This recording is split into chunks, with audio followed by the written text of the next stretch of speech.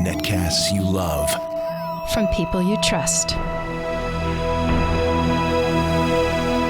This is Twit. Bandwidth for the Tech Guy is provided by CacheFly. CacheFly.com. Hi, this is Leo Laporte, and this is my Tech Guy podcast. This show originally aired on the Premier Networks on Sunday, February 21st, 2016. This is episode 1264. Enjoy. The Tech Guy podcast is brought to you by Squarespace. Squarespace is the simplest way to create a beautiful website or cover page for your portfolio, your business, your online store. Enter the offer code TechGuy and get 10% off at purchase. Squarespace. You should. And by Audible.com. To download a free audiobook of your choice, go to audiblepodcast.com/techguy. And by the Ring Video Doorbell. With Ring, you can see and talk to anyone at your door from anywhere in the world using your smartphone. It's like caller ID for your house. Right now, get free expedited FedEx shipping when you go to ring.com/techguy. I just ran over from Studio B where we were watching what was going on in Barcelona. Not a big news story unless you're a gadget hound. Samsung's event announcing their new phone. In fact, two new phones announced from Samsung, a new phone announced from LG also today, and we expect more throughout the week. It's a big event for mobile carriers. They call it Mobile World Congress. Just to fill you in, Samsung announced a successor to the Galaxy S6 and S6 Edge. Logically enough, the S7 and S7 Edge. They look nice, beautiful phones. In fact, I always thought the S6 Edge was one of the most beautiful phones available. Samsung really, it's interesting, has decided that the future, and they've been struggling a little bit, to be honest. Apple has really dominated the high-end phone space. And so Samsung's had a hard time. They're the number 2 high-end phone manufacturer, though. And they've decided to kind of pull an Apple and become kind of an ecosystem. In other words, they really want you to buy their phones, their watches, their VR headsets, and now their 360-degree camera. They announced a 360-degree camera as well. And, of course, if you're going to use the Samsung smartwatch, you got to have a Samsung phone. And if you're going to use a Samsung camera, you got to have a Samsung phone. So it's kind of a gamble, I think, from Samsung. In other words, they're shooting the moon, to use a term from the card game Hearts. And the thing about shooting the moon is the stakes are high. Victory is very valuable, but it's easy to lose everything. And if people don't buy into this idea that you need all Samsung, they're not going to sell the VR headset. They're not going to sell the camera. They're not going to sell the watch because you have to have the phone, and it all kind of goes together. Massive success or massive failure. I have to say, I was very impressed. Mark Zuckerberg, the founder of Facebook, showed up on the stage in Barcelona unexpectedly to show his support for the Samsung line, in particular for the 360-degree video and the virtual reality headsets. Of course, Facebook bought a company called Oculus to make a 360-degree kind of virtual reality headset. The Oculus comes out in a couple of months. And I guess what he's saying is, well, we have ours, but Samsung has theirs. They're all the same. They all work together, and they're all going to work on Facebook. And what he's really saying, and I'd be very curious what you think about this, is the future of using Facebook will be some sort of 360-degree virtual reality experience. He says as a kid, when he was in the classroom, drawing pictures, thinking about software, this is what he envisioned, is some sort of kind of social reality that we all joined into virtually, where while we're at home, sitting in our couch, wearing this headset, this visor, we would be in a virtual reality world with our friends and family. Interesting. What do you think of it? 8888 Ask Leo is my phone number. 888-827-5536. No, I don't know, and they did not announce a price or a timing for availability. But if I had to guess, I would guess the new Samsung phones will be available next month for pre-order.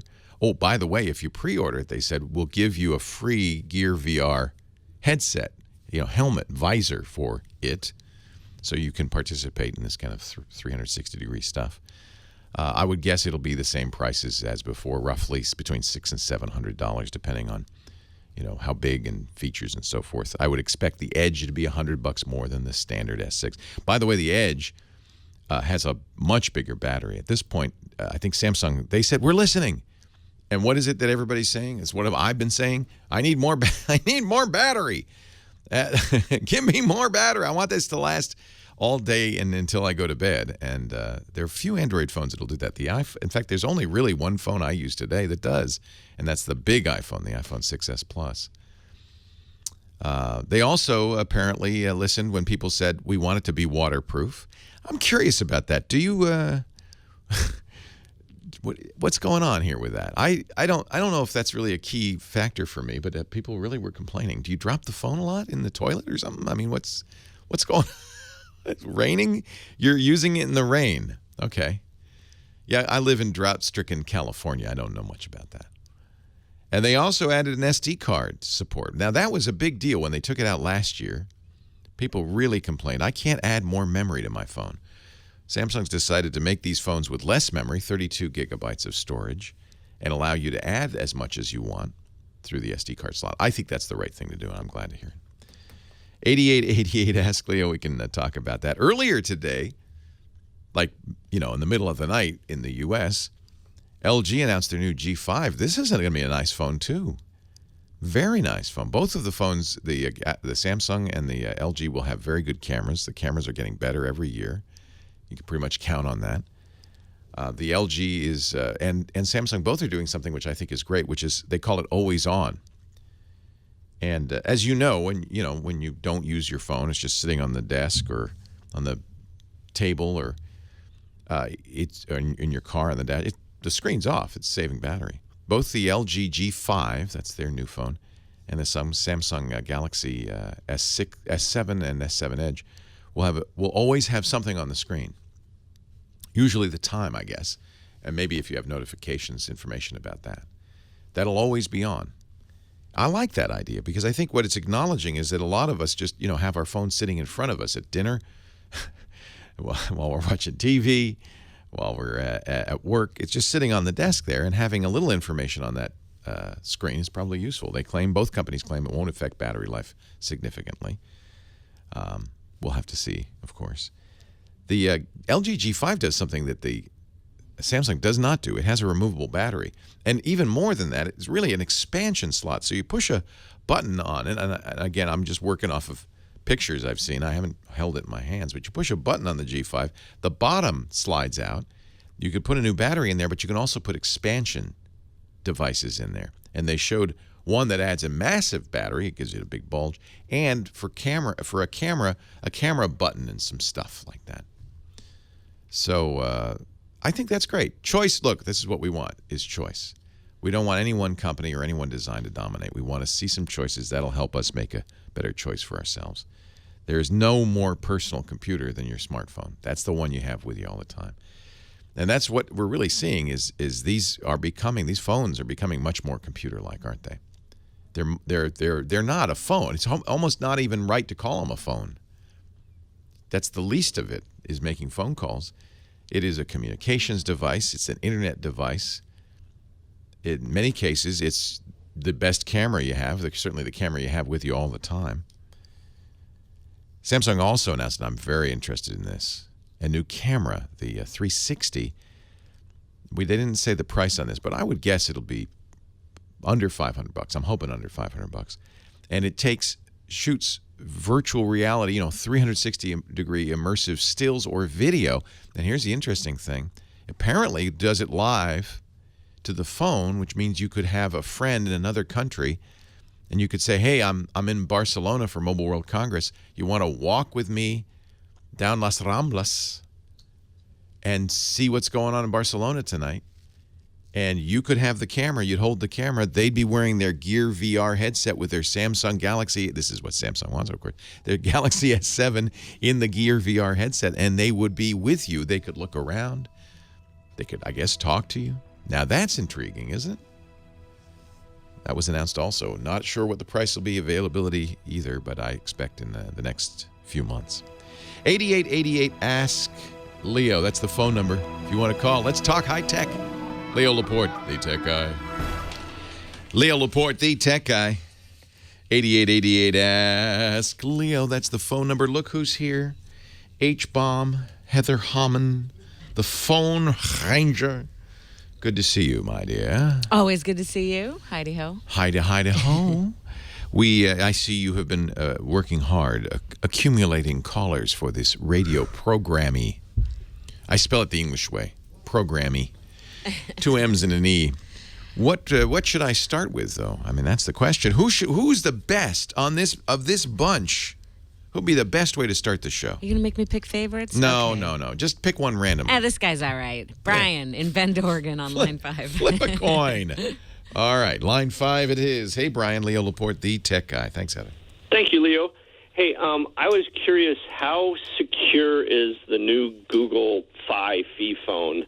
Fi phone. Fi, I don't know. You know, that's an interesting question. I was a little shocked because I have a Fi phone. Google's Fi is their own cellular network. They're buying time from Sprint and T-Mobile, but it does an interesting thing. The Fi phones, which you can only get from Google, the Nexus 6P and the 5X, it also works on the last year's Nexus 6, will switch between Wi-Fi, Sprint, and T-Mobile, whichever's better. And I was very surprised the other day when I noticed I had picked up a Wi-Fi signal from a neighboring restaurant. What? And was using that. So That's what we're finding. you raise an interesting question.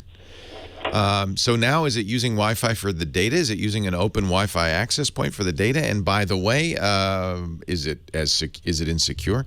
And I don't know. That's a very good question. It's hard to find out. I would see. There's a couple of things going on that I don't fully understand. They're using this restaurant's Wi-Fi, even though if I were to try to log into it, I would get a splash page in most cases, right? So somehow they're bypassing what they call the captive portal.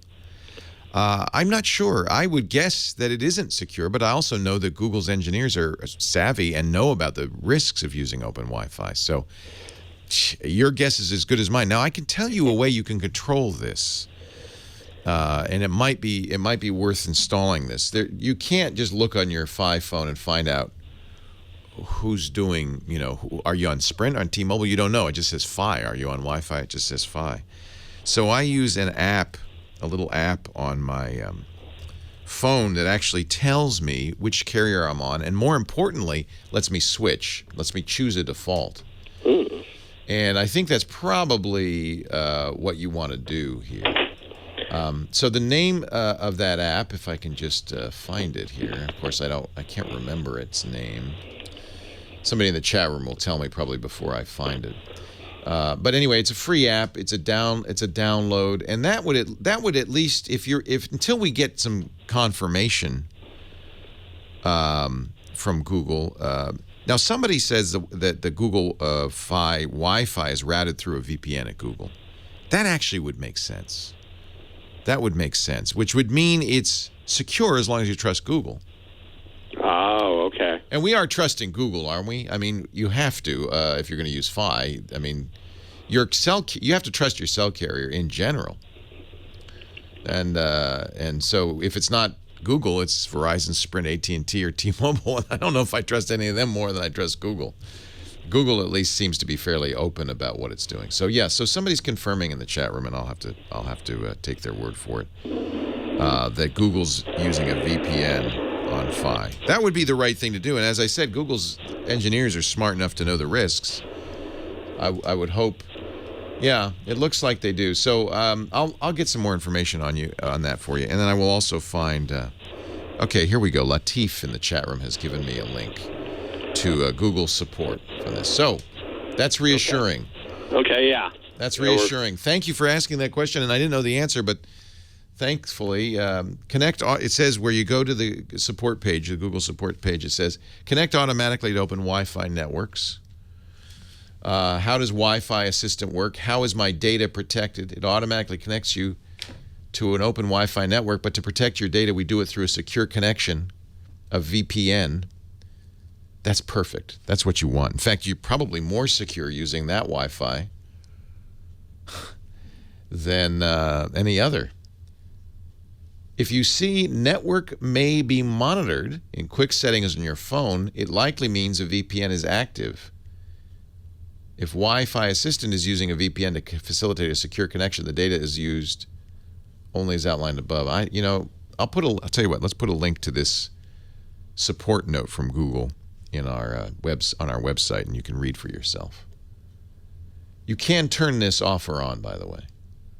So there is that app, which I should find, and I will find, and I will put that in the show notes as well.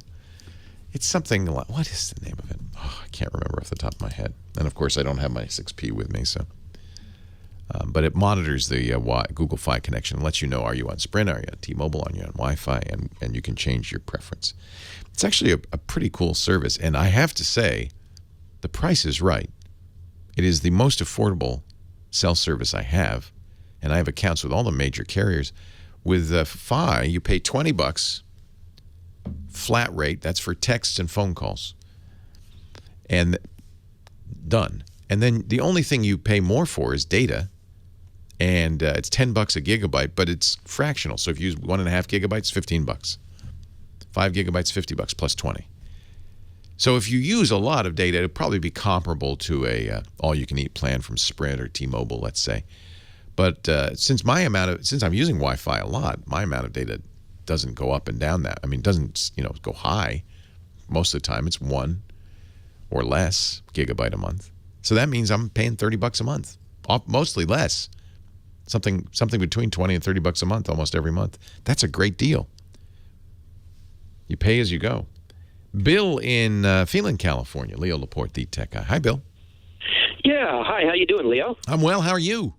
All right. This is Bill Blake, your old Planet of the Apes acquaintance calling in. Great to talk to you. How's things going in the gorilla suit? Oh, it's okay, but it's a chimp suit. Let's get that straight. I'm very racially biased that way. You're a chimp, not a gorilla. Big right, difference. Exactly. Big difference. Well, listen, I got a legitimate question for you today. It's something I've been kind of concerned about. I've been looking into the Epson EcoTank printer that you're advertising here, so I don't want to make this like an advertisement call or anything. Yes, and a disclaimer, they are an advertiser, so. Right. Yeah. I was wondering if you actually have them there and you had an opportunity to test them. Oh, yeah. And what is it about them that allows them to sit for so long without drying up? Is it something different with the print head? Is it the formula? Oh, that I don't know. It probably is the ink formula. And I don't know if they sit there so long without drying up. I have 2 Epson printers at home. I have a Workforce Pro, and then my wife bought the EcoTank because she got tired of asking me to open the printer door. So she has her own printer. She's been using the EcoTank. It was easy to set up. And we don't use it every day. And it is a problem with some printers, even some early, some Epson printers, that if you don't use them daily, the nozzles get clogged. Haven't had that problem, so it must have to do with the ink formulation. I will ask Epson, but I'll tell you my experience with fairly light duty. It works fine. Leo Laporte, the tech guy. So Signal Spy, that's the answer. You're right. Thank you, Artie. And it's a great little free program. Yes, it's exactly, Echo. It's a pre-order deal. So let me go to T-Mobile's site. I wonder if T-Mobile. I guess I could live with ordering it through T-Mobile. That's what I use. My current S6 Edge is on a T-Mobile, so I would just swap that in, right? Yeah, it's T-Mobile. Are they taking pre-orders? Okay, you gotta love that. Okay, that's a good way to start. Yeah, but they're not taking pre-orders yet. No. Steve Harvey on their front page. I use it. I gave up my Verizon account because I just really didn't feel like I needed it, especially since Lisa uses Verizon. But yeah, I have 2 AT&T numbers, 2 T-Mobile numbers, 2 Sprint numbers, and a Google Fi number. So, and it's only so I can try all the different phones, right? See, what's this Note 5? This Note 5's 18C. See, I don't like buying them. See the Death Star on the back. I don't like buying them carrier locked. This Samsung is a T-Mobile. This the S6, but I think it's locked to T-Mobile actually. But I don't mind that so much. I like T-Mobile. It is true that many inkjet printers, if they are not used regularly, will get clogged up, and you'll have to blow out the nozzles, which uses some ink, sometimes a lot of ink. So that can be an issue with some inkjet printers, and I hadn't really thought about it with the Epsons that we use at home. But I don't print more than a couple of pages a week at most, but not at most. Commonly, occasionally I'll print a long document. I don't like to print if I can help it, and I've not had a clogging issue. So I'm not sure what they're doing with that. Not sure. That's interesting. Maybe they did change the formulation, Bill. Philip is in Mountain View, California. Hey, Philip. Leo Laporte, the tech guy. Hello, sir. How's it going? It's going good. How you? Oh, I'm all right. Good. I've got a question. I've got a Google Chromebook that I've listened to you sing the praises of, and I love it. It's great for anybody out there wondering. They're very good. Couldn't agree more, yeah. In fact, I think a lot of times people overbuy. They buy a computer that's too powerful. Mm-hmm. And that was the reason I bought this. I've got two Dells that served me well. Both are on their last legs. One is already gone. One's on its way out. It's still running Vista from 10 years ago, but it's about done. Yeah. And so I got these because I didn't need to replace all that power. I have a printer. It's connected to Wi-Fi. Started to use the Google Print service. Uh-huh. Couldn't get the Chromebook to recognize the printer at all, so I had to go and use my Dell or the Windows. First of all, does the printer support Google Cloud Print? It says on there, and I was just reading. It says it does. On hold. Yeah, it says, I just went to the Google site again just to double check, and it says that it is a Google Cloud Print, and it's an HP, and it says if you have HP ePrint access, then you should have Google Cloud Print access. So, well, see, that complicates it because the printer isn't specifically Cloud Print. Correct. Google says, well, it'll work with HP, right, and their service. So that that complicates it. I'm not sure. I use Cloud Print a lot. Yeah. Gosh, I hate to mention Epson again. They're a sponsor, but the Epson I use will print to cloud. Will use Cloud Print, so I could print from my work. I could print from here to my printer at home. It also means that you can print from a mobile device, which is that's the main reason I think you want it. And I can scan to Google Drive, which I really like. Mm-hmm. So that connection is nice. I'm not sure why your HP won't do it. Well, actually, I could register it using my Windows machine. Google Cloud Print would actually let me register. So when you go to Google Cloud Print on the web, you can see it as a registered printer. It is now. The problem is, though, I have to keep that Windows machine on, or it says that my printer is offline. What's going to happen? So I can't usually use my Chromebook to print to my printer on the Cloud Print unless my Windows machine is on. Oh, yeah, that's not ideal, is it? Yeah. That's the whole idea. Because a Chromebook doesn't. I guess you could hook it physically to a printer. Yeah. Okay. The printer's on Wi-Fi though, right? It's not hooked to the computer. Correct. Yeah, I mean, so if you shared the printer through a computer, then obviously the computer would have to be on. But if it's a Wi-Fi printer that supports a Wi-Fi printing protocol, it's on the internet. Okay. That's the key. It has to be on the internet. It is. It just won't work. I think, like you were saying, it may just have to go with something different because it's not finding it through just using it totally wirelessly. It doesn't seem to recognize that it's on the network. Oh, so you can't print wirelessly even if you're in the room? Only if my Windows machine is on. Yeah, there's something else going on. Yeah. Yeah. It thinks it's shared with the... Yeah.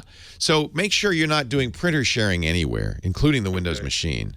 Okay. So in the old days, you did have... That's how you would get a printer on the network. Right. You would have to have some smart device, a computer, running the printer. But they put more smarts in printers so that printers could run standalone. Everything else could be off, but the printer's on the Wi-Fi network because it has a computer in it, basically, that's receiving and printing. That has to be working. Okay, that's why Cloud Print's not working. Okay. If you can't print via Wi-Fi with your Windows computer off, Cloud Print isn't going to work. Okay. So, yeah, you got to figure it out. Now, maybe you turned on printer sharing on your Windows computer. On the Windows machine. Yeah, Okay. or the printer thinks it's printer sharing. Okay. That's not what you want. So turn off. So what I would suggest is turn off your Windows machine and set up Google Cloud Print or whatever HP calls it on the HP printer without that Windows machine running. Okay, and then just try to set it and use the Chromebook to try to attach it then? Yeah. Basically, the printer has, if it helps you conceptually, it is a computer that logs onto your Google account. Mm-hmm. That's how it works. All right. And so in order for it to print from a remote device, even, from a Chromebook or even when you're at work, it has to be logged into your Google account. In effect, it's really not, but it's logged into your Google Cloud Print account. Okay. Yeah. And I think that's what's going on. I think the printer is confused. And again, part of this confusion may be because it's not using Cloud Print directly. It's doing it through HP. Oh, I see. That makes sense. Okay. Yeah. We'll give it a shot. Yeah. If you can't, you got to get it printing from Wi-Fi without that Windows machine first. That's the simplest first thing to get going. Once that gets going, I suspect Cloud Print will work just fine. It's a nice feature. I love this idea. And most new printers, I think, support Cloud Print. In fact, if you buy a new printer, I would probably look for that capability, because the ability to, be at an airport with your Chromebook or your phone even, and say, can I print that document and have it waiting for you when you get home is awesome. It's fantastic. Mark Tustin, California. Leo Laporte, the tech guy.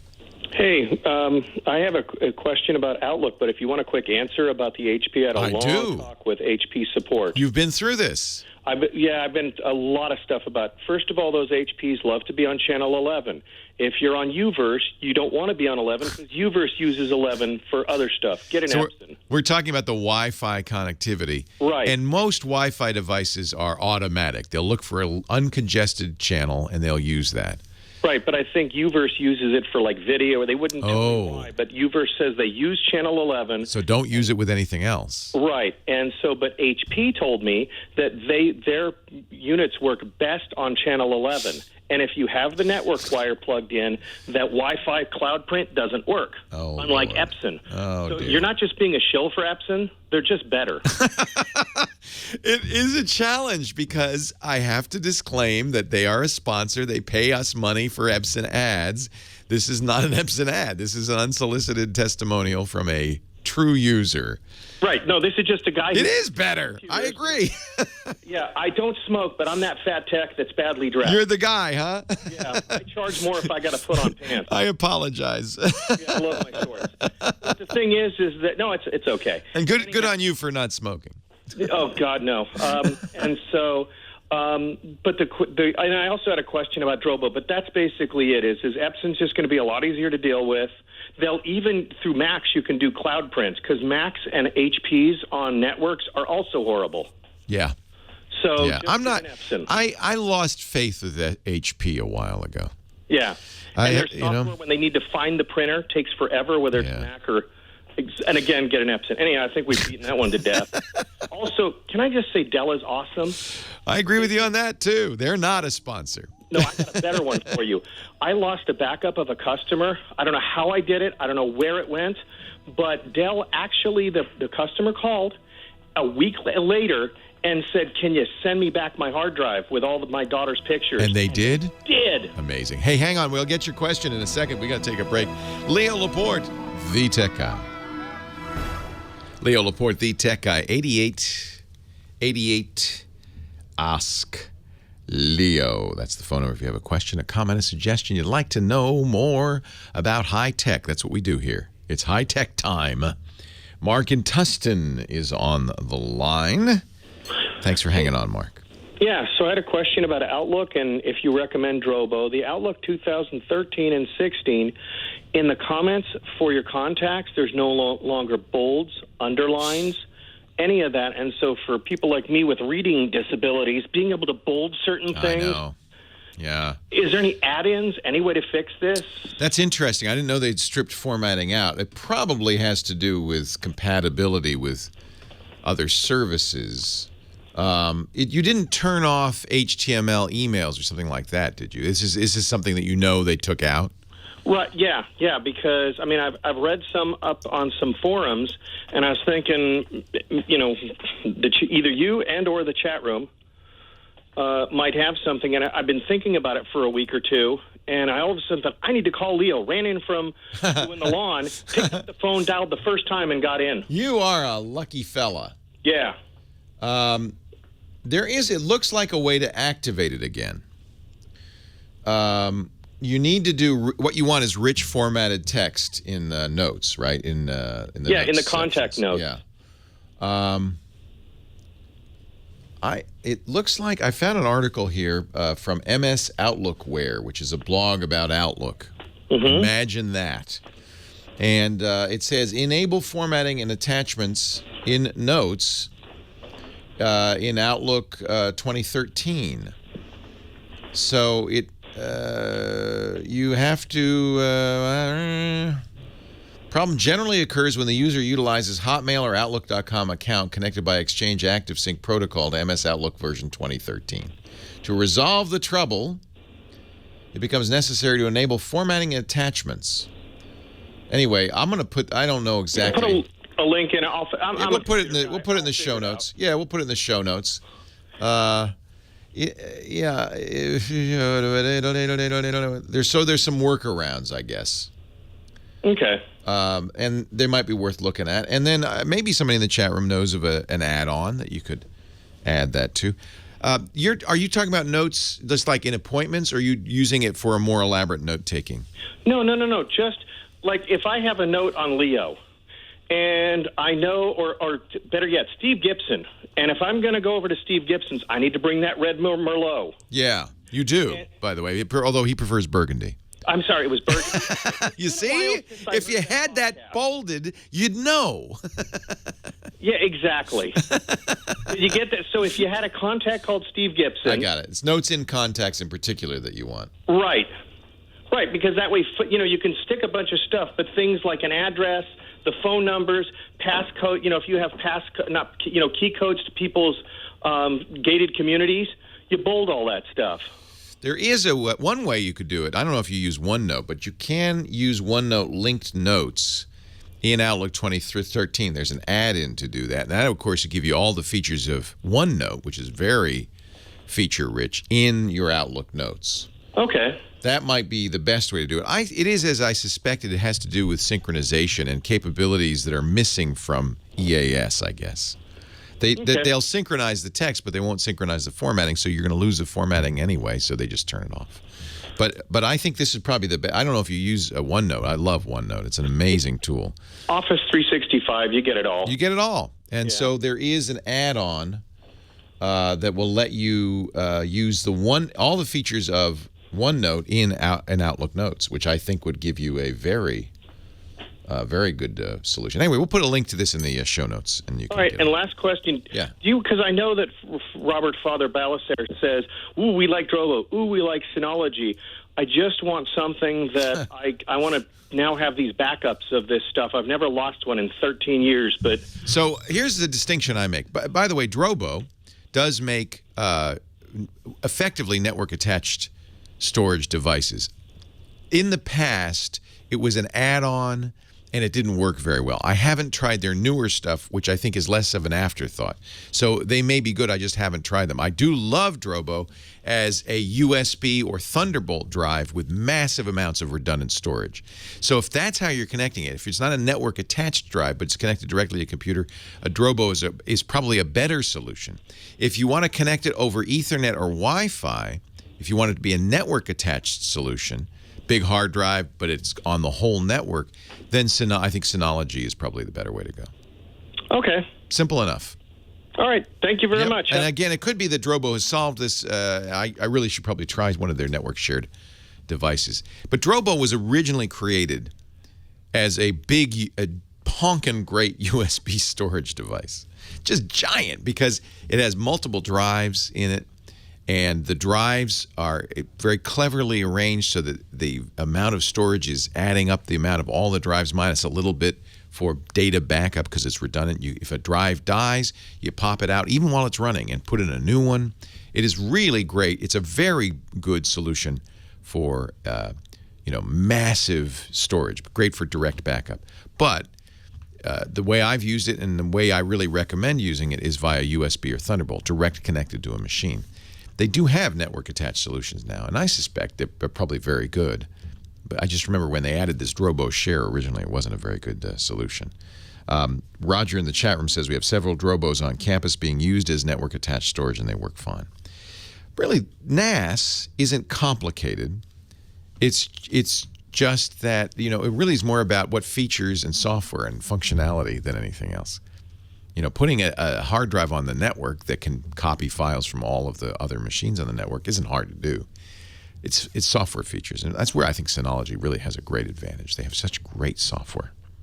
Really nice software. Carl in Burbank, Leo, the tech guy. How you doing, Carl? Yes, great, Leo. Thank you. I'm sort of a PC guy, but what I have on a Mac formatted drive is some Final Cut Pro video sessions. So I thought I'd be very clever between the incompatibility of the formats and by Mac Drive 8. I tried it, and it indeed could open up the external drive and see that there were Final Cut Pro sessions, but I couldn't find any of my files, let alone utilize them. So I'm looking for a solution other than... That's bizarre. So the problem is file format. The Windows uses FAT or FAT16 or FAT32 or EXTFAT or NTFS. Those are the file formats. Macintosh likes HFS, the hierarchical file system. Those are two different, they're incompatible file systems. Macs can read Windows files. Windows PCs cannot normally read Mac file systems. So you add software. You bought Mac Drive from Media4. That's a good solution. Although it looks like they may, I don't know. It looks like they've discontinued it. Oh, do you have Mac Drive 8 or 9? I have 8. Believe it or not, I actually had Mac Drive 5, and I didn't learn my lesson. I went to 8, and the problem was still not resolved. Oh, now they're up to 10. So I'm wondering if the issue is, are you using Windows 10? I have Windows 7, but... Hang on, I'm sorry, we got to take a break for news. I'll talk to you off the air, because I think we can solve this one. Leo Laporte, the tech guy. Okay, so... Yeah. You're using 8. Yeah, it's Mac Drive 8 on a Windows 7, but I've had it for a couple of years, and, the problem happened then when everything was current software, so I kind of just gave up and let it sit. I thought I could pull those files from my Mac formatted drive, and just put them over on a, standard drive, but I was hoping, because I'm working with a guy who works in Mac, that we could get along together and we could share that one drive back and forth. Okay, you're not simultaneously connected, but you want to carry it back and forth. Yeah, just physically carry it back and forth. And the drive is HFS formatted? I don't know. So one way you could do this that would probably be preferable is just format it on Windows, not with NTFS. Use FAT, EXTFAT or FAT32, because then the Mac can just read and write. Generally speaking, that's the best way to do it. Not even to run software on your Windows machine or your Mac machine. But at this point, I've got the Mac formatted drive. If I format that one, I erase all my data, right? Right. You'd have to copy the data off, format it, and then... Okay. But that's what I would do. Yeah, that's what I would do, because then nobody has to run any special software. It just works on all the computers. And if you get a different Windows machine, you don't have to download drivers. If you get a different Mac, you don't have to download drivers. It just works.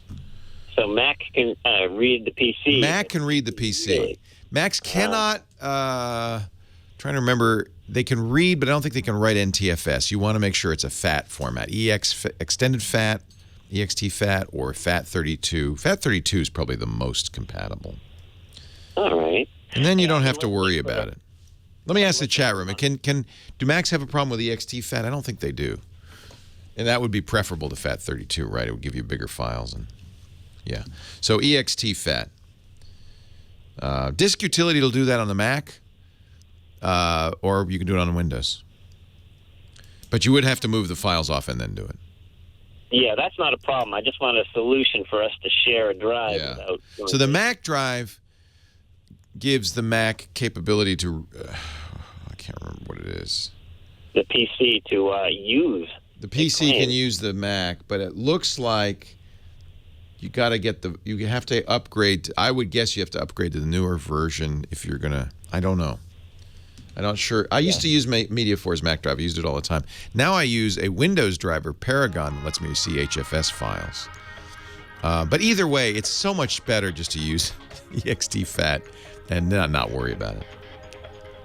Great. All right, I'll let my video editor know that. He'll know what to do. He will. And it's so much better just because you don't have to do any special software. It's just, just works. Right. Right? All right, thank you so much, Al. All righty. And I'll keep listening. My pleasure. Thanks. Bye-bye. Bye-bye. Well, hey. How are you today? Leo Laporte here, the tech guy. Time to talk about computers and the internet, home theater, smartphones, smartwatches, lots of smartphone news this week. 8888 Ask Leo. In about half an hour, we're going to talk with our digital photography guru, Chris Marquardt. He'll have some tips for us.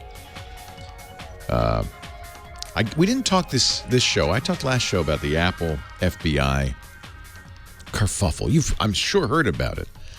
And it's an interesting debate. On the one hand, the FBI says, well, we have this phone from the San Bernardino shooter. It wasn't his personal phone. Those were destroyed before he went on his rampage. He destroyed his phones because, he knew there would be something on there. He did not destroy his work phone. He worked for the San Bernardino County Health Department, and they had given him an iPhone 5C. He'd agreed to monitoring of use of that phone, so presumably he didn't do anything nefarious on it, and he didn't destroy it. The FBI got it when they searched his place after the rampage, and then something weird happened. We're not really sure exactly what happened. The passcode was changed. Now, had they not modified the passcode, it's likely that they could have just gone to his workplace where the Wi-Fi was already attached to the phone, and it would have backed itself up, and they could have accessed the backup, and they would have had everything that was on that phone. They didn't do that. The FBI says the San Bernardino County Health Department changed the passcode. You know how you do that? You go to Apple. You don't have to have the phone to do it. You go to Apple and say, I forgot my iCloud password. Give me a new one. They did that. The FBI blamed effectively said, well, they did it. The San Bernardino County Health Department was pretty quick to tweet, no, we did it because the FBI told us to. Oops. So there's two possibilities at this point. Either the FBI didn't know what it was doing. I don't think that's likely, to be honest. Or, and this is a conspiracy theory, the FBI said, we've been looking, and we know they've been looking. They even said they were going to look for an opportunity to get a court decision requiring Apple to decrypt phones or to unlock phones for them. See, Apple did something that the FBI didn't like, and Director James Comey of the FBI has been outspoken in his disapproval of this. For a long time, law enforcement could go to Apple and say, we have an iPhone. It's locked. Could you give us the contents? And with an appropriate subpoena, Apple would comply. But they didn't like this. They did it for roughly, they say, 70 phones. It was time-consuming, but they also didn't like the notion that it isn't just the U.S. government, that let's say a repressive regime like China or Russia could go to them and ask, hey, we got this phone from this dissident. We don't like this guy. And we think we could just nail him. Could you give us his information? And Apple would have to comply because they do business in those countries or withdraw from the country. They didn't want to be in that position. Yahoo was in that position and got a lot of heat for turning over information about a Chinese dissident and getting the dissident arrested. So, Apple's going, we don't want to go there. Plus, it's a pain.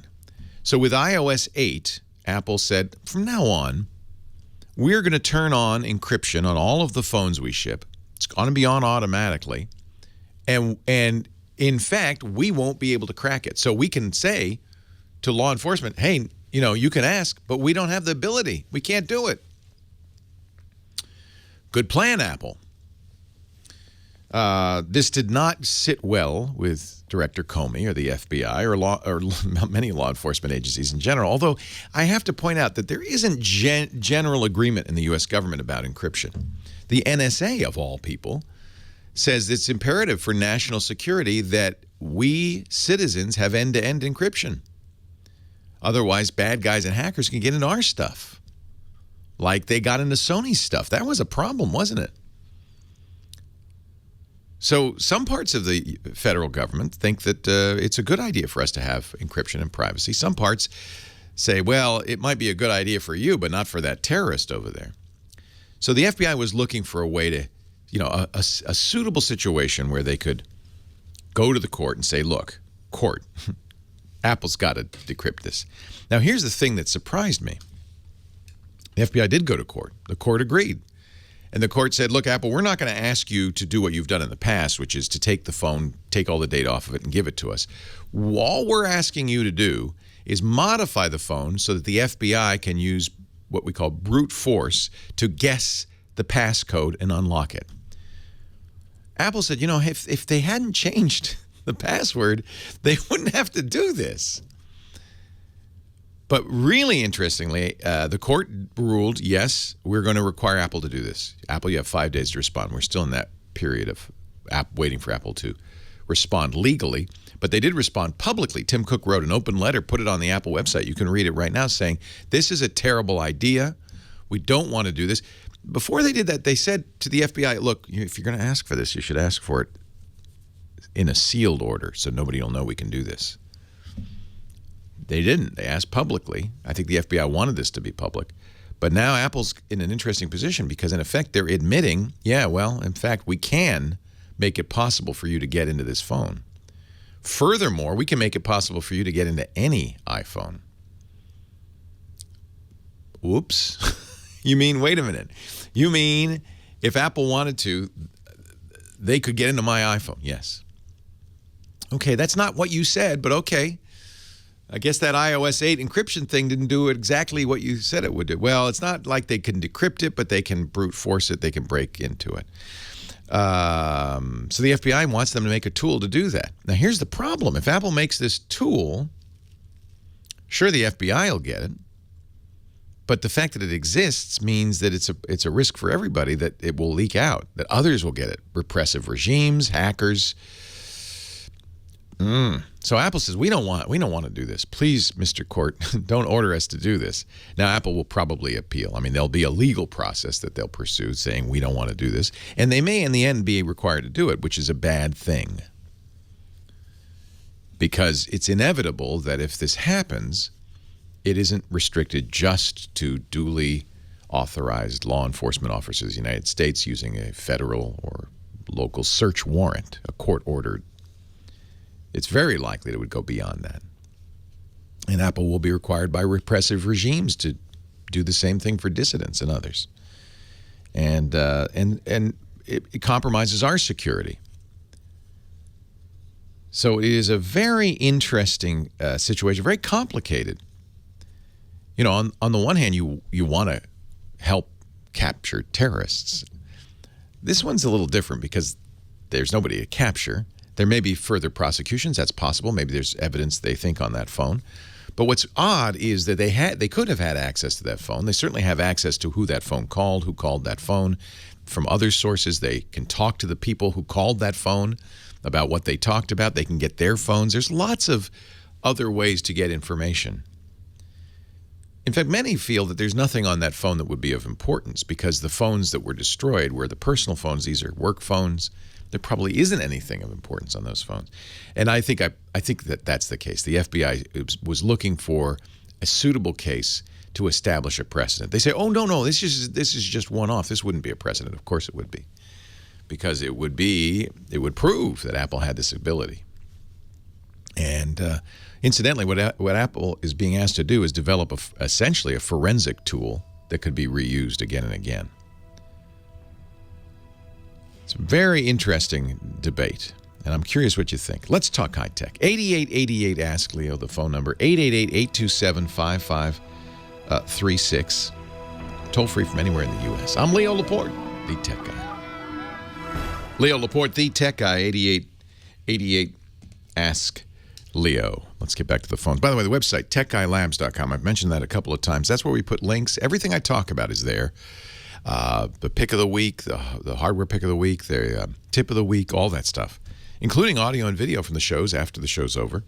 techguylabs.com, and it's free. I will not ask you to sign up or pay or anything. Let's go to La Cañada, California. Charlie's on the line. Hi, Charlie. Hi. I have a Samsung S5 phone. In the lower left-hand corner of the keyboard, there's a key with a microphone on it, which will activate speech-to-text conversion. And I am amazed at the accuracy of that conversion. How did they accomplish that? Well, that's a long story, but it is getting very good, this text-to-speech ability. You're probably using the ability that Samsung comes with, the S-Voice ability. There's also a Google Now dictation that's, I think, even better than S-Voice, but both are quite good. Samsung, I believe, licenses its technology from a company called Nuance. You may know Nuance if you've ever used text-to-speech products like Dragon Dictate, which they also own. They are the kings of this. It used to be a challenge, but I think that we've kind of cracked it. And Google's done a lot of their own research. They have a very sharp guy running their dictation outfit. Nuance is the king of the hill in the private sector. And also, countries like China are working hard on this. If you think about the Chinese language, which is ideographed-based, it's not letters, it's pictures. It's quite a challenge to type. when you have 100,000 or more different unique characters, you can't put that on a keyboard. So the typewriters in China are complex and limited, whereas dictation can be much more effective. So the Chinese are also working very hard, as are other ideogram-based languages, very hard on this. And big breakthroughs have happened, mostly because of massive amounts of memory and processing power. Well, is there a gigantic database exactly that recognizes what word I have probably spoken through sampling a whole bunch of words like that? Yeah, kind of. And now it's not on your phone. Right. And this is something that can sometimes worries people. In order for speech recognition to work, you have to go to a more powerful computer than on your phone, a computer with bigger, because these are big databases, big hard drives. Furthermore, to do what they're doing, if you use Dragon Dictate, you had to train it to your voice. They're doing speaker-independent voice recognition. In other words, it will work with a wide range of voices. That is amazing. It is very impressive. So with S-Voice, it's calling Samsung servers. With Google Voice, it's calling Google's. Apple has similar technology that calls the Apple servers. Amazon, if you've never seen an Amazon Echo, you ought to take a look at that. That's a tube that sits in your house. It does the same thing, but you don't have to press a button. You just talk to it. Okay. And it understands and it acts. It's kind of amazing. If I say the word period, it will place a period in my text. That's right. What if I really want the word period to appear? Okay, there's where computers are very dumb. They're getting better, but what you've just brought up is the issue of context. So you may say, period's a good example. Period and me the punctuation mark, or me the word period. And while a human can get that from the context, a machine doesn't understand what you're saying. They're getting better at this, though. They're having now modern speech recognition systems look at the words surrounding it and often could do a very good job. I notice when I use proper names, like the name of a restaurant, that initially Google now will get it wrong. They'll do it phonetically, and then they'll look in their database. They'll realize, oh, you're looking for a restaurant, which is why I often say the word restaurant or the city name. Oh, you're looking for a place of business. Look it up in the database and say, you must mean this, and replace it. Like you could see it in real time. Type the word wrong, and then replace it with the proper word. Isn't that amazing? Isn't it? It's very amazing. It's really impressive, and this has come a long way. The other thing is it's a little bit more of a constrained vocabulary. These systems do better if they kind of know ahead of time what you're talking about. So because the kinds of commands you're giving your phone are not the same. You're not necessarily writing War and Peace. They can do a better job than if you were writing War and Peace. You know where it's very good is medical transcription. There's a lot of cases where physicians or coroners can't use their hands. They need to dictate, and because that's a very specific medical vocabulary, those machines can do a remarkable job. They can be almost 100% accurate. Yeah, we live in wonderful times, Charlie. Leo, thanks. Fascinating. Yeah, it is, isn't it? Flying cars. No, not yet. But imagine vehicles that drive themselves. What's happening? Really important, though. I think we anthropomorphize these things. And that's why there's a creepy line. We feel like it's a human at some point. That's when you cross the creepy line, right? So it's important to understand what machines are doing. They are not human. They don't think like humans. But in fact, they don't think at all. Probably should emphasize that. No thinking here. What they're doing is fundamentally no different from addition, subtraction, comparing one thing to another, but they do it so fast that it looks like they're understanding your speech. That's why we use terms like Google's reading my email. It's not. Reading implies understanding. It's not. It's a better word might be scanning. Just as, your phone isn't really listening to you. It's scanning sounds for stuff it recognizes and then puts the stuff in there. I know it seems like a distinction without a difference, but it really is a huge difference. The computers don't think. They're not human. They're not judging. They're not assessing. They're merely calculating at such a high rate of speed that it looks like they're doing those things. They're just very fast. But a computer, any computer, whether it's a server at Google or Microsoft or Samsung, or a phone in your pocket or a desktop in front of you or a giant mainframe computer, they're all just big boxes of rocks. Big boxes of roxes. They're metal and silicon, and they just do it so fast, all that adding and subtracting and comparing. Those really the fundamental operations of computing are very simple. We don't need multiplication because that's just repeated addition. We don't need division, that's repeated subtraction. So really adding and subtracting is the full arithmetic component. Comparison is very important. Is this bigger than that? Is this the same as that? And then moving data is another big thing. All processors do those four functions, and pretty much that's it. Everything is built up from that. Now I'm amazed, right? Your car is driving itself by adding, subtracting, comparing, and moving? What? Of course, there's a great philosophical conversation about how do we think? What are humans doing when you break it down to the atomic level? And why is human thought so different than machine thought? And that's a fascinating subject, but not one I have time for since we have to take a break. Leo Laporte, Chris Marquardt's coming up, the photo guy, right after this. If you are a photographer, you should probably have a website of your own. So important, I think, to have your own place on the internet. A lot of people say, well, I've got a Facebook page or a Twitter page or a Flickr page or whatever, and that's fine. You should do that. Be where the people are. But you also need a place that you own. It's your site.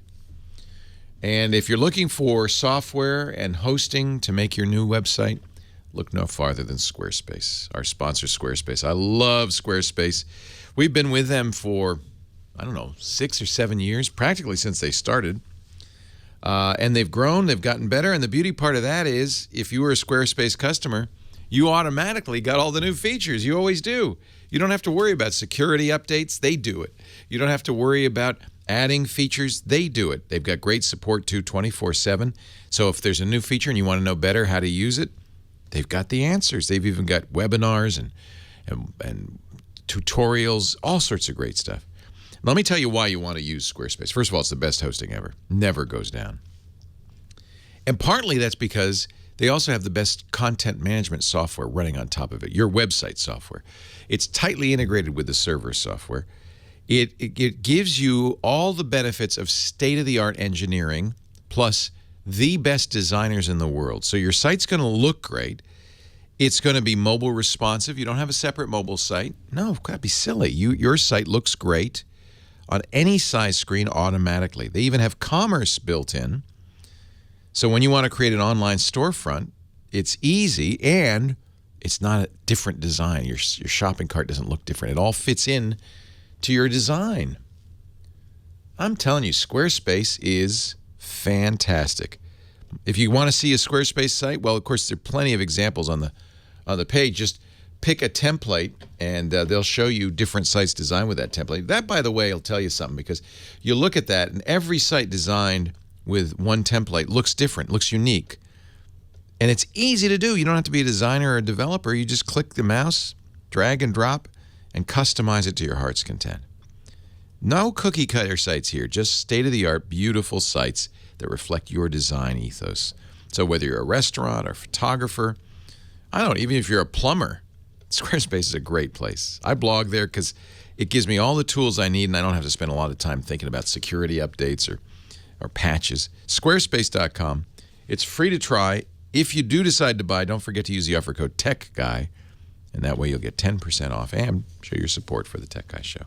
Squarespace.com. Use the offer code TECHGUY.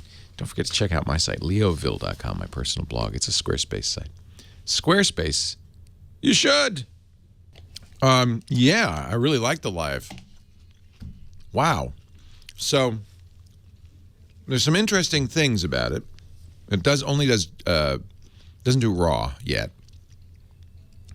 But what I did is I put the LYVE. This is a Seagate. Was originally a software product. Now they make a little 2 terabyte drive. You can get it on Amazon for $150. So it's a 2 terabyte little thing that you connect to your network. It could be Wi-Fi or wired.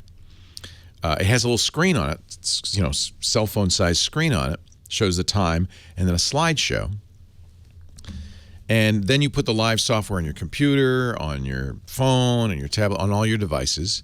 And you sign into your account, and then it syncs up all your data to this 2 terabyte drive. So it's backing up all your photos.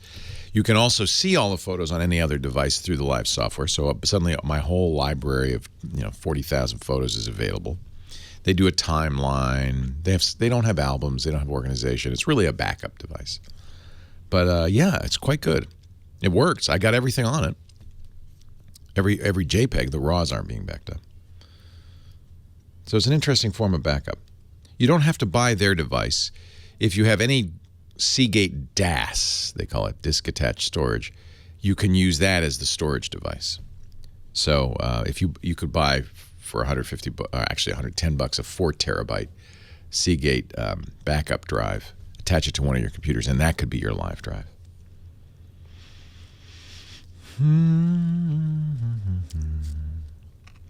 So Rico Suave, what they're looking for, it's the Live, L-Y-V-E, tort. I don't know if a pro would find it useful, especially because it doesn't back up RAW. But so when Lisa comes home, her camera phone gets backed up to the device when I come in the house. Actually, I don't even have to go in the house. It does it over the internet too. So if I take a picture right now, it'll be backed up to the Live. It's kind of interesting. Anyway, I was talking to Rico Suave about what's going on.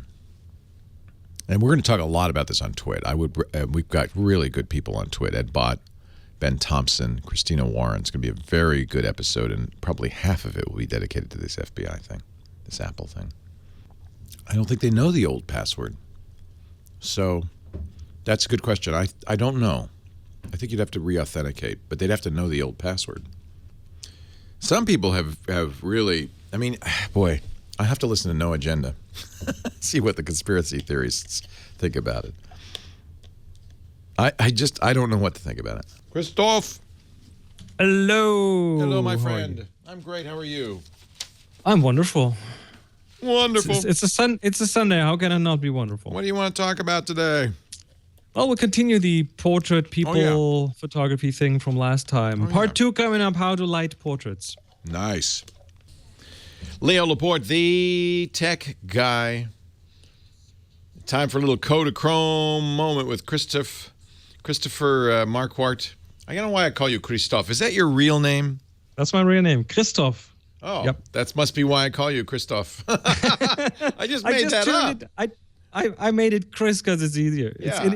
in an international context, it's easier. Yeah, that makes sense. Yeah, Christoph is because you're German, and so it's the German Christopher. Christoph.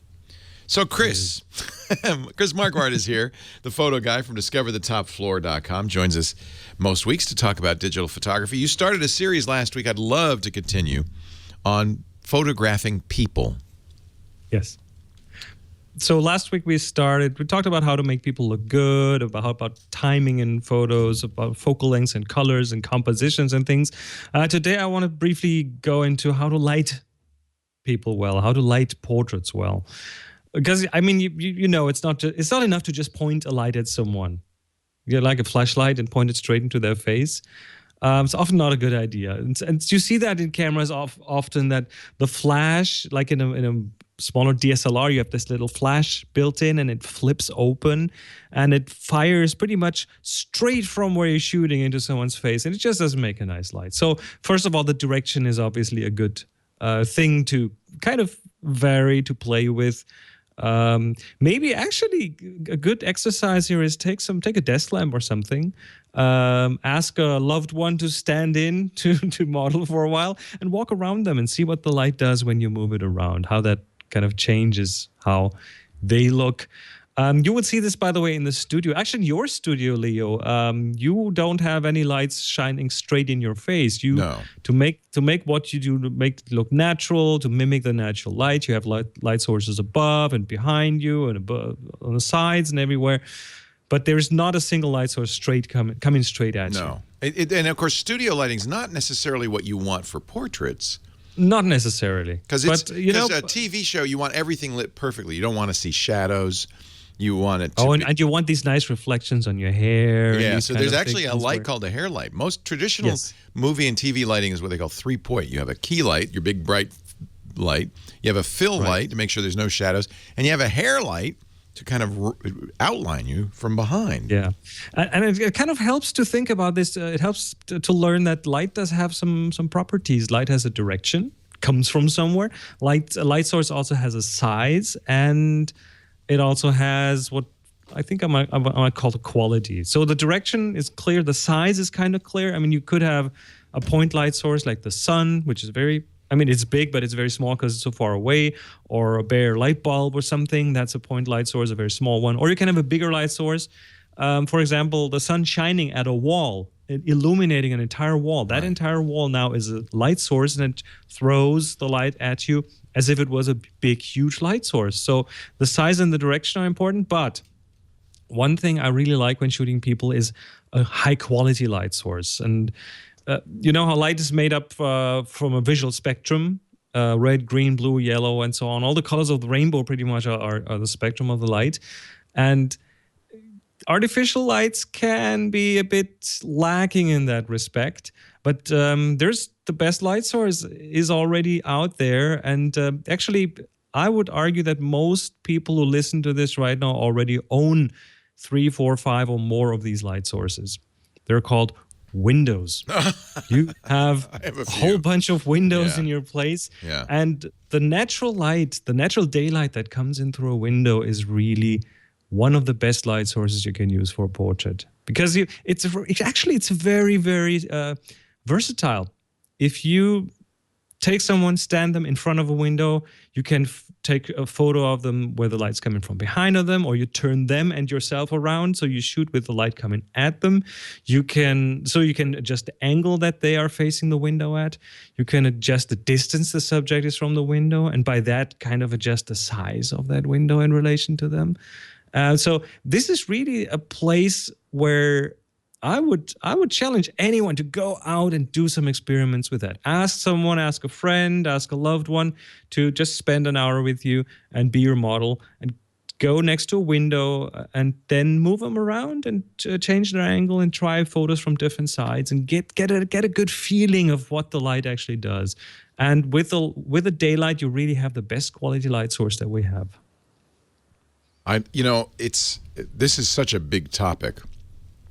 Because as you said, there's diffuse light, Like on a cloudy day where the light is everywhere and diffuse. A lot of times that looks nice, but pretty much what that is, a cloudy day. If you have if you have an overcast sky, that pretty much is one big light source. That's the biggest light source that we have is the overcast day. If you look down at your feet on an overcast day, you won't really see a shadow. That means there is a huge light source. The harsher those shadows get, the more defined the edges of the shadows get, the smaller the light source. And you can take portraits with hard light sources, but most of the time they work better with soft light sources. And in daylight, I really love daylight. Even in bright sunshine, I will go out and take someone and move them somewhere under a tree, somewhere where the light is diffused, where the direct sunlight doesn't hit them. And that makes it so much nicer. And you can just vary the direction and things just by turning around yourself or the model.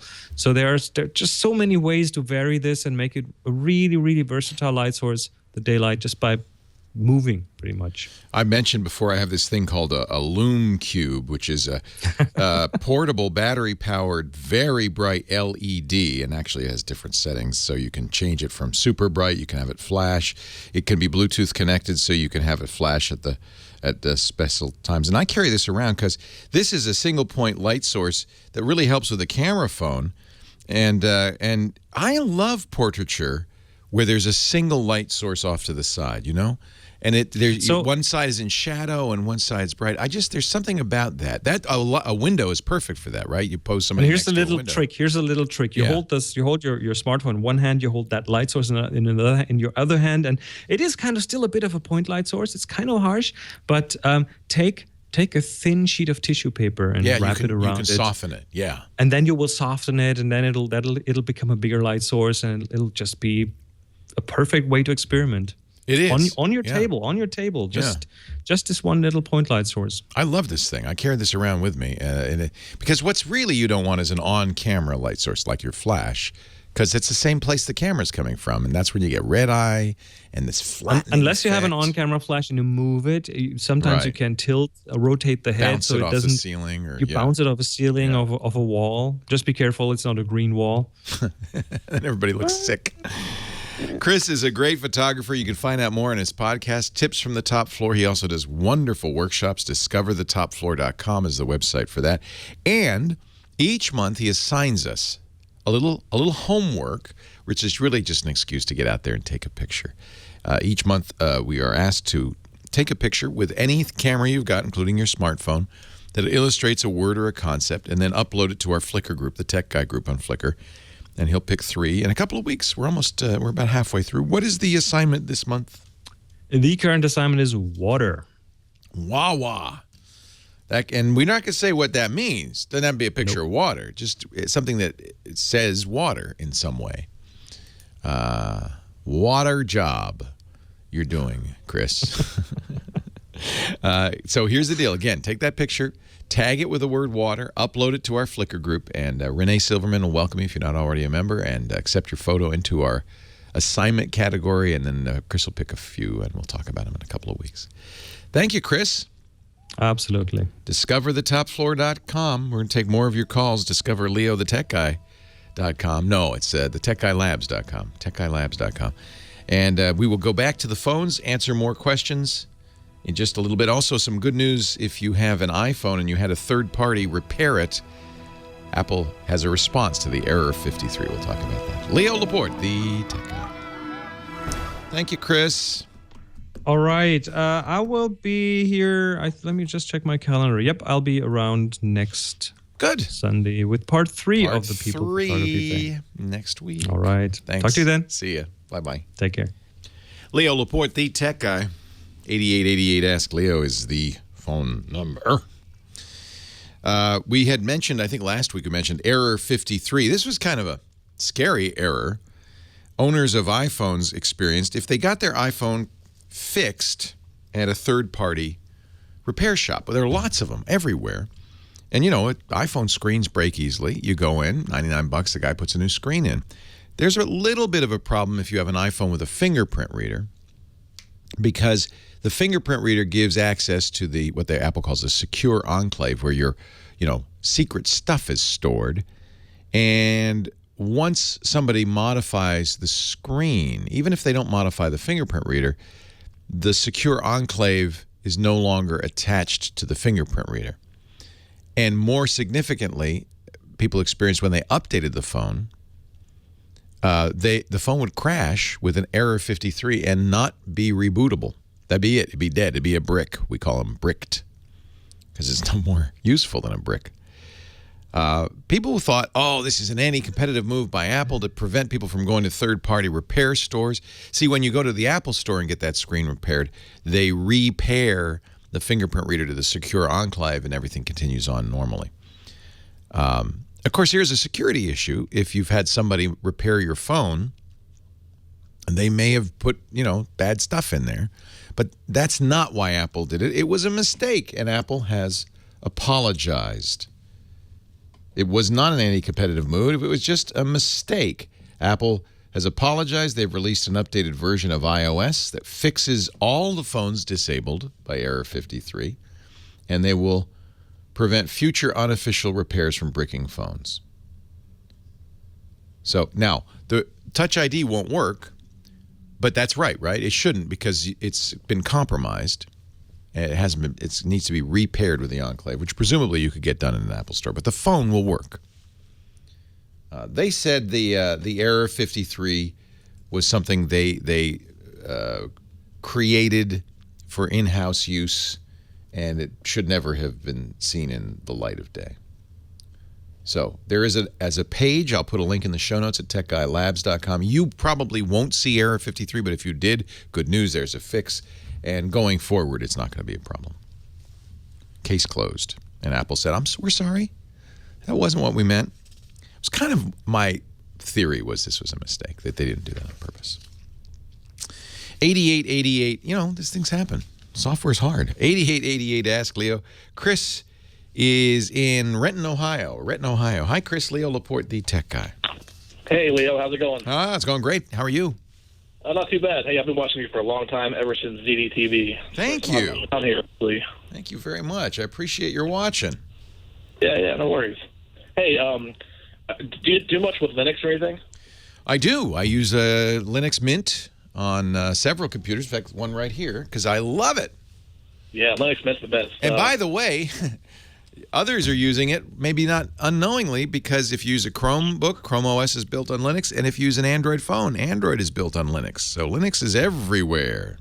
Yep, I agree. And technically, Mac OS X is built on FreeBSD. So. It's built on a Unix, not Linux. Yeah. But, what I like, and you know what, that's an important distinction. I like Unix. Unix is the original kind of operating system from Bell Labs, invented in the late 60s. And it was really where a lot of early computing happened. It's a phenomenal operating system. Linux was written in the early 90s by a graduate student in Finland named Linus Torvalds because he wanted to have his own operating system.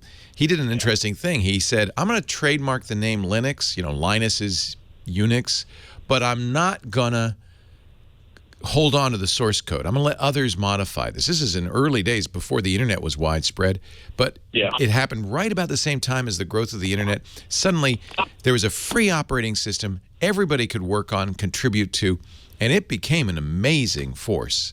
It was a bunch of different things happened, but I agree with you. It's wonderful. And so my current favorite is Mint. You could put it on many Windows machines without effort. It works just beautifully. Yep.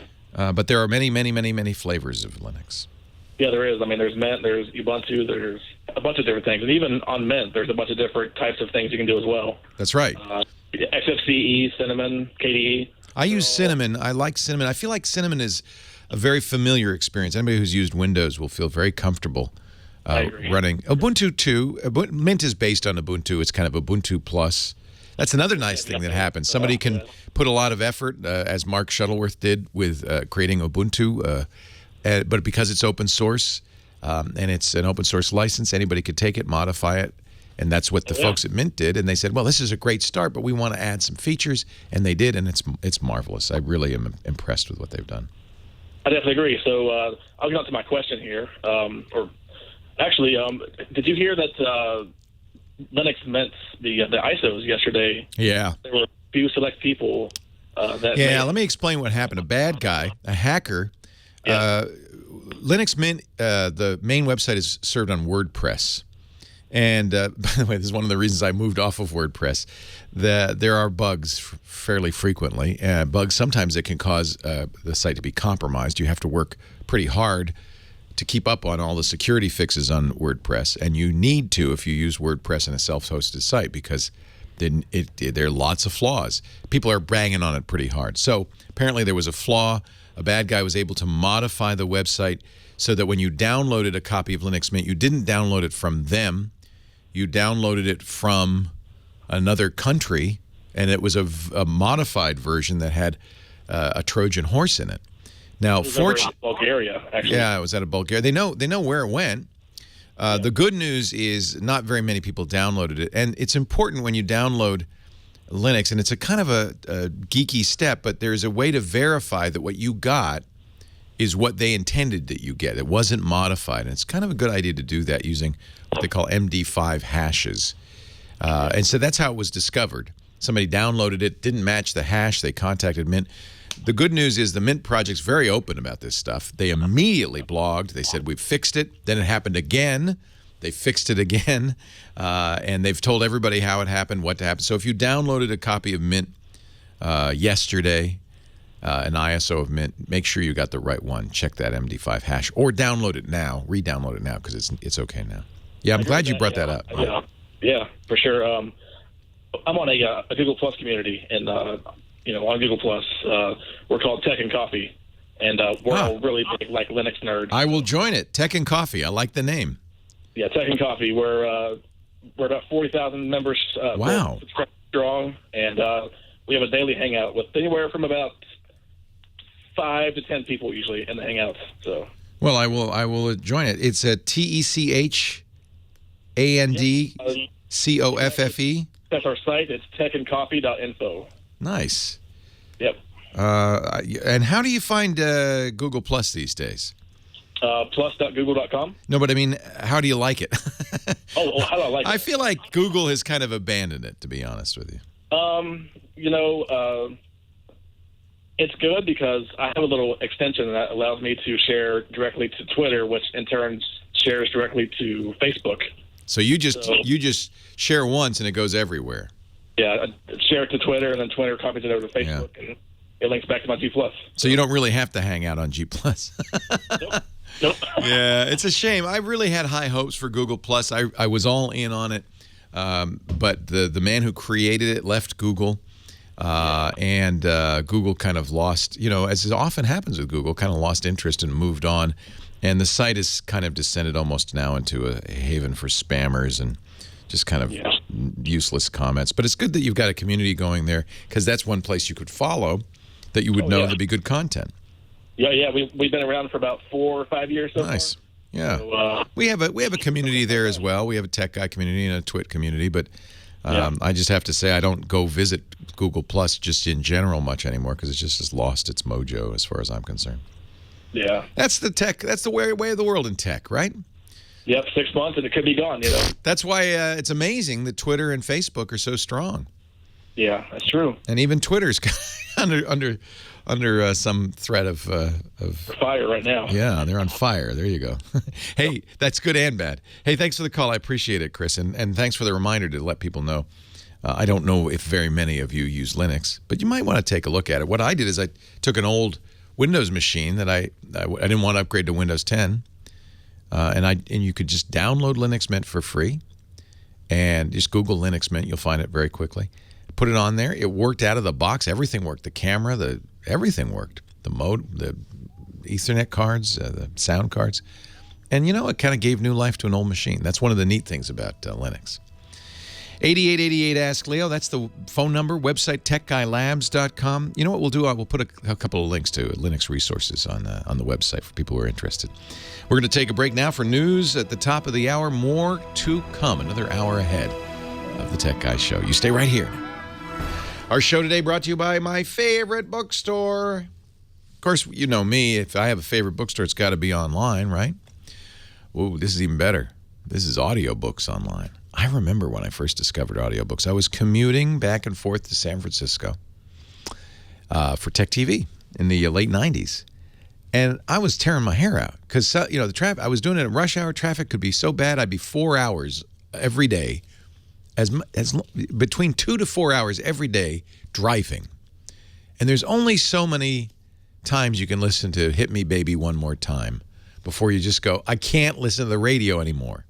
And even, my own music, after a while, you want to hear something different. You kind of want to get engaged, get your mind engaged. And I discovered somebody said, get audiobooks. And I did. And they were sending me boxes of cassettes. And you have a month to listen to 20 cassettes. It was kind of not and if the cassette broke, which sometimes they did, you'd have to wait, send it back, and wait and get a replacement. It wasn't ideal. About 2000, a company named Audible came along with an interesting idea, digital downloads of audiobooks. And because no one had a way to play these, they actually had a piece of hardware. I think it was called the Otis when they first came out. But over time, MP3 players became popular. I first started listening to Audible on a Diamond Rio 500, little pocket player. I could get maybe one book on it. But it was great. No more broken cassettes. I could listen as long as I want. Fast forward 16 years later, I'm still an avid Audible subscriber, Audible listener. I have more than 300 books in my Audible library. I get more books every month. I love Audible. In fact, if you've listened to any of our shows for any length of time, you kind of probably already heard all of this before. I love Audible. But my pitch is to get you loving Audible too. So if you have a commute, or if you work out in the gym, that's where mostly I listen nowadays. My commute got shorter, but my gym time got longer, so it worked out well. Or just walking the dog, doing the dishes, the housework. Audible's awesome. If you have an Amazon Echo, it'll read to you from your Audible book. Fiction, nonfiction, history, biography, science fiction. It's a massive bookstore, over 180,000 titles. And they're not just, it's not robotic voices. They're like, for instance, this is To Kill a Mockingbird. Harper Lee just passed away, so it'd be appropriate to listen to her classic, To Kill a Mockingbird, and listen to who's reading it. Sissy Spacek. To remain on Simon's homestead. Perfect Finch's voice Landing, for Scout, right? And make their living from cotton. The place was self-sufficient. When you Modest start in comparison listening to with these the empires audiobooks, they come alive. How about this? Fahrenheit 451. Tim Robbins narrates this one. One of the great science fiction books of all time. The thing I love about Audible, they have this Audible Frontiers program to record audiobooks of sci-fi that were never recorded because they were, at the time in the 60s and the 50s, they were pulp fiction. It was a pleasure to burn. It was a special pleasure to see things eaten, to see things blackened and changed. I got to tell you. With the brass nozzle. These books are so good. You listen and you don't want them to stop. You'll drive around the block an extra time or you sit in the driveway because you just got to hear the next chapter. Go to audiblepodcast.com/techguy. You can get your first book free. Ooh, John Malkovich reading Kurt Vonnegut's Breakfast of Champions.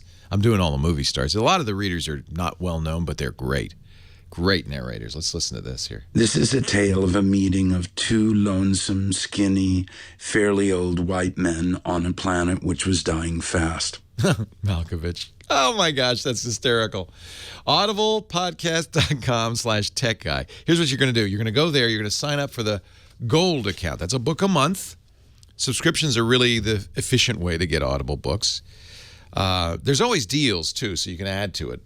Here's Starlight Detective, how astronomers, inventors, and eccentrics discovered the modern universe. $5, right? It's this Audible sale.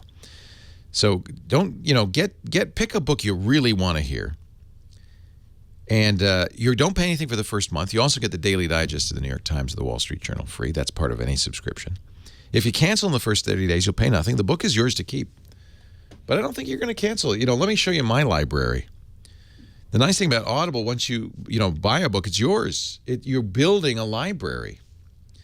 So, like I said, more than 300 books. I've put a list on my website of all the Audible books I own. And some of the ones I really, really love. There's so many great choices. Find that first book right now. Get it free. audiblepodcast.com/techguy. Well, hey, how are you today? Leo Laporte here, the tech guy. Time to talk computers and the internet, home theater, digital photography, smartphones, smartwatches, anything with a chip in it. 8888 Ask Leo is the phone number. 888-827-5536. That's toll free from anywhere in the U.S. or Canada. If you're outside the country, you can always use Skype out to call us. But we do love hearing from you. Questions, comments, suggestions, whatever.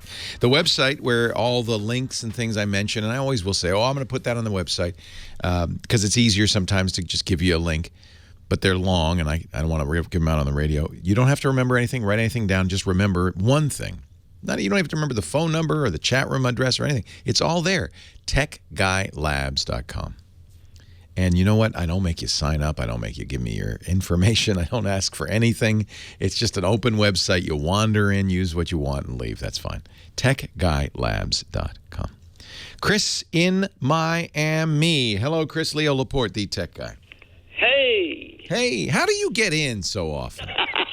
Because really, I mean, I don't mind it. I love it, but I feel like you're an old friend. But at the same time, really, yes. Wow. I know you well now, Chris. But I wonder how you get in. And others say I've been trying for months to get in. Well, do you have some secret that you use?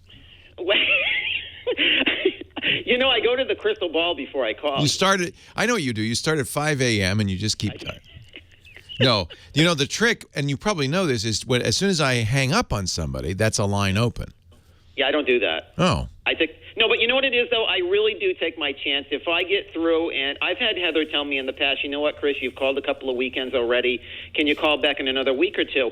And I've had you tell me that, too, and you know what? I'm okay. Oh, I know. I don't mind hearing from you. What I want is for you to give us some tips for others so that they can get in. You know what? I just do like everyone else does. I mean, like last week I think it was a week ago with Kim, I said, you know what? I was in the chat room. I can't get in. And she says, okay, Chris, let's see. And then I just wait. How many times do you have to dial before you get through? I've been known to dial up to maybe 8-9 times. Wow. Yeah. Yeah, I mean, you do, because we only have, I don't want to have more than 6 lines on hold at any given time. That's going to take me an hour to get through them.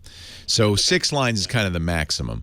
But, of course, we can, we've got, 500,000 to 1 million listeners at any given time. Right. If only 1% are calling, that's thousands of people banging on those 6 lines. The fact that you get through is amazing to me. Old friends. You must know. I think it has to do with location, too. I think that sometimes some people are closer to the trunk or whatever it is that, I don't know how it works, but there's some magic. I don't understand it. I don't mind because I do a lot of homework on my own, too. I mean, I was on the phone with Apple last night, too, and that's what got this whole SSD. That must be fun. So what's your question? What can I do for you? Well, my question is, last time when I called last week, it was about the SSD drive. Now, when I called Apple last night, I spoke with this gentleman, and we started the conversation. We ended up talking about you, your show, and the whole bit. So, but I said, because that's all I do is talk about Leo Laporte. Thank you. Thank you for promoting me. Thank you. Oh, yeah, I don't mind.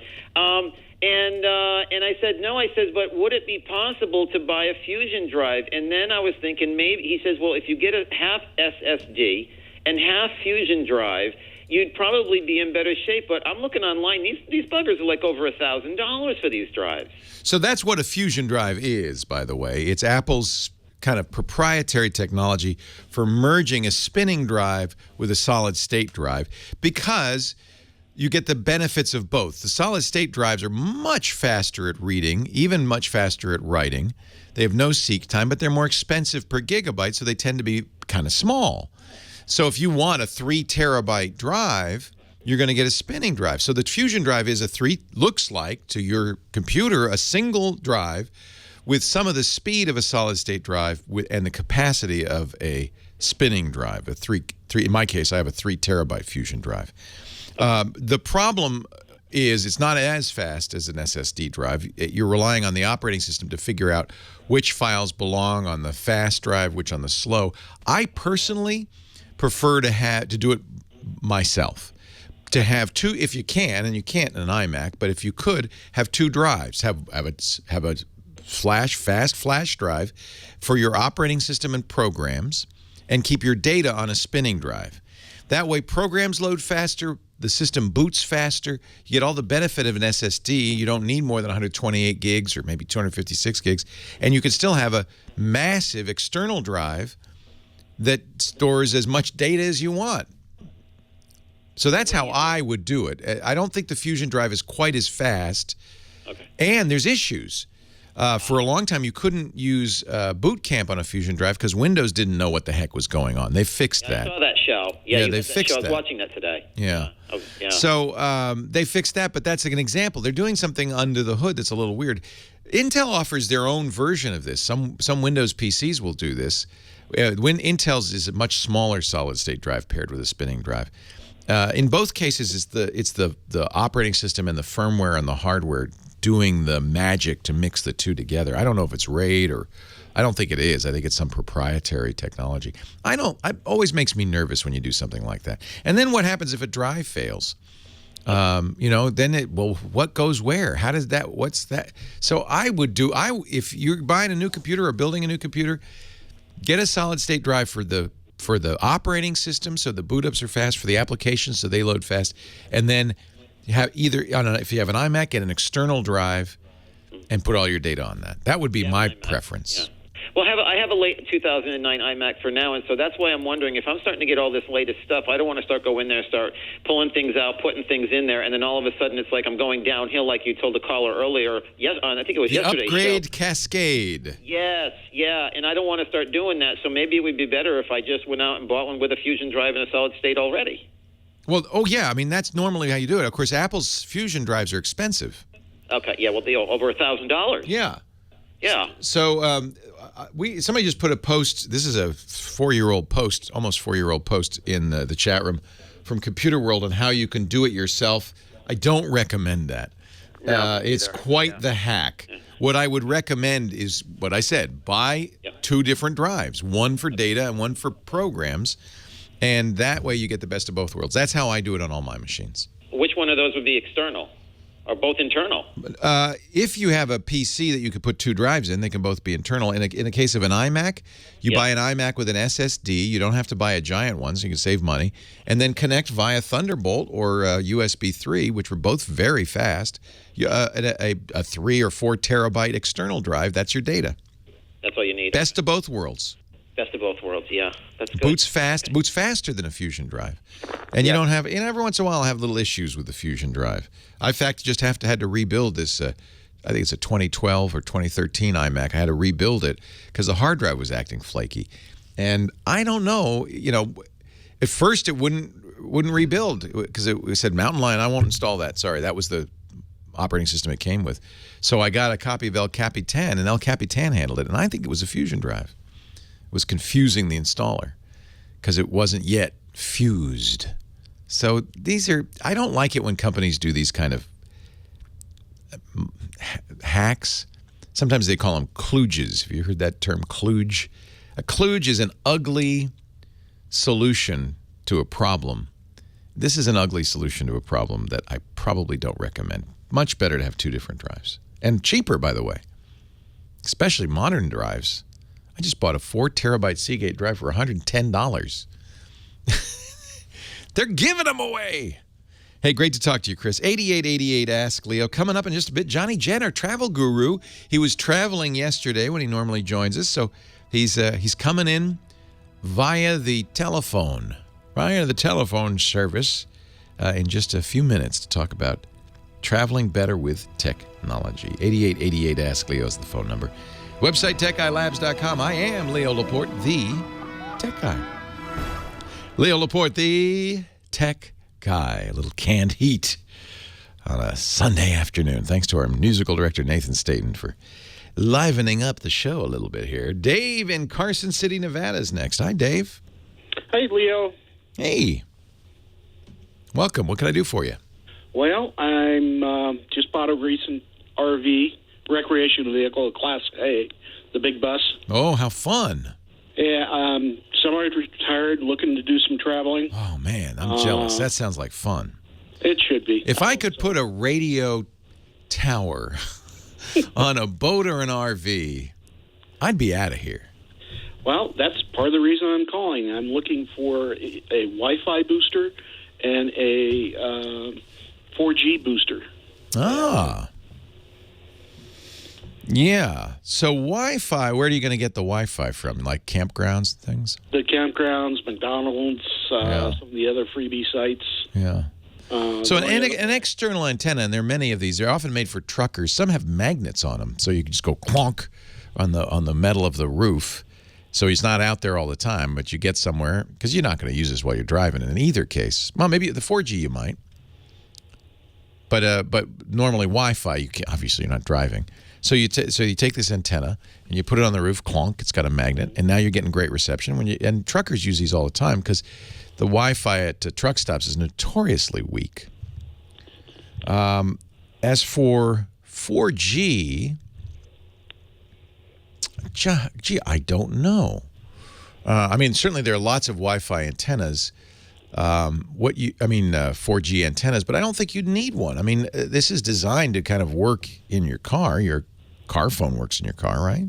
Mm-hmm. Well, some of the places I'm going to be camping, if you will be limited reception. Okay. So I need to boost as much as I can. Yeah. Yeah.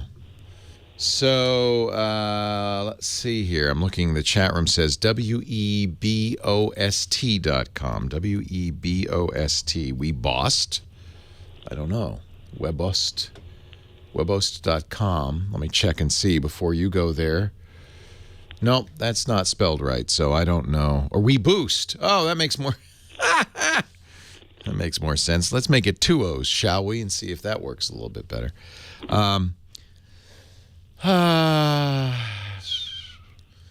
I've seen a lot. Yeah, stop, drop calls, improve call quality. Yeah, so what this is not what you want. Well, maybe it is. It says it works in a car. And you want voice and data. They do seem to offer a variety of products. Yeah, it's basically an external antenna. $200. Oh yeah, I've seen these around. This one's internal. And when you get in the car, it's a stronger signal. It's a repeater, basically. I'm not sure. I think there are probably other places that you can go to look for this kind of gear.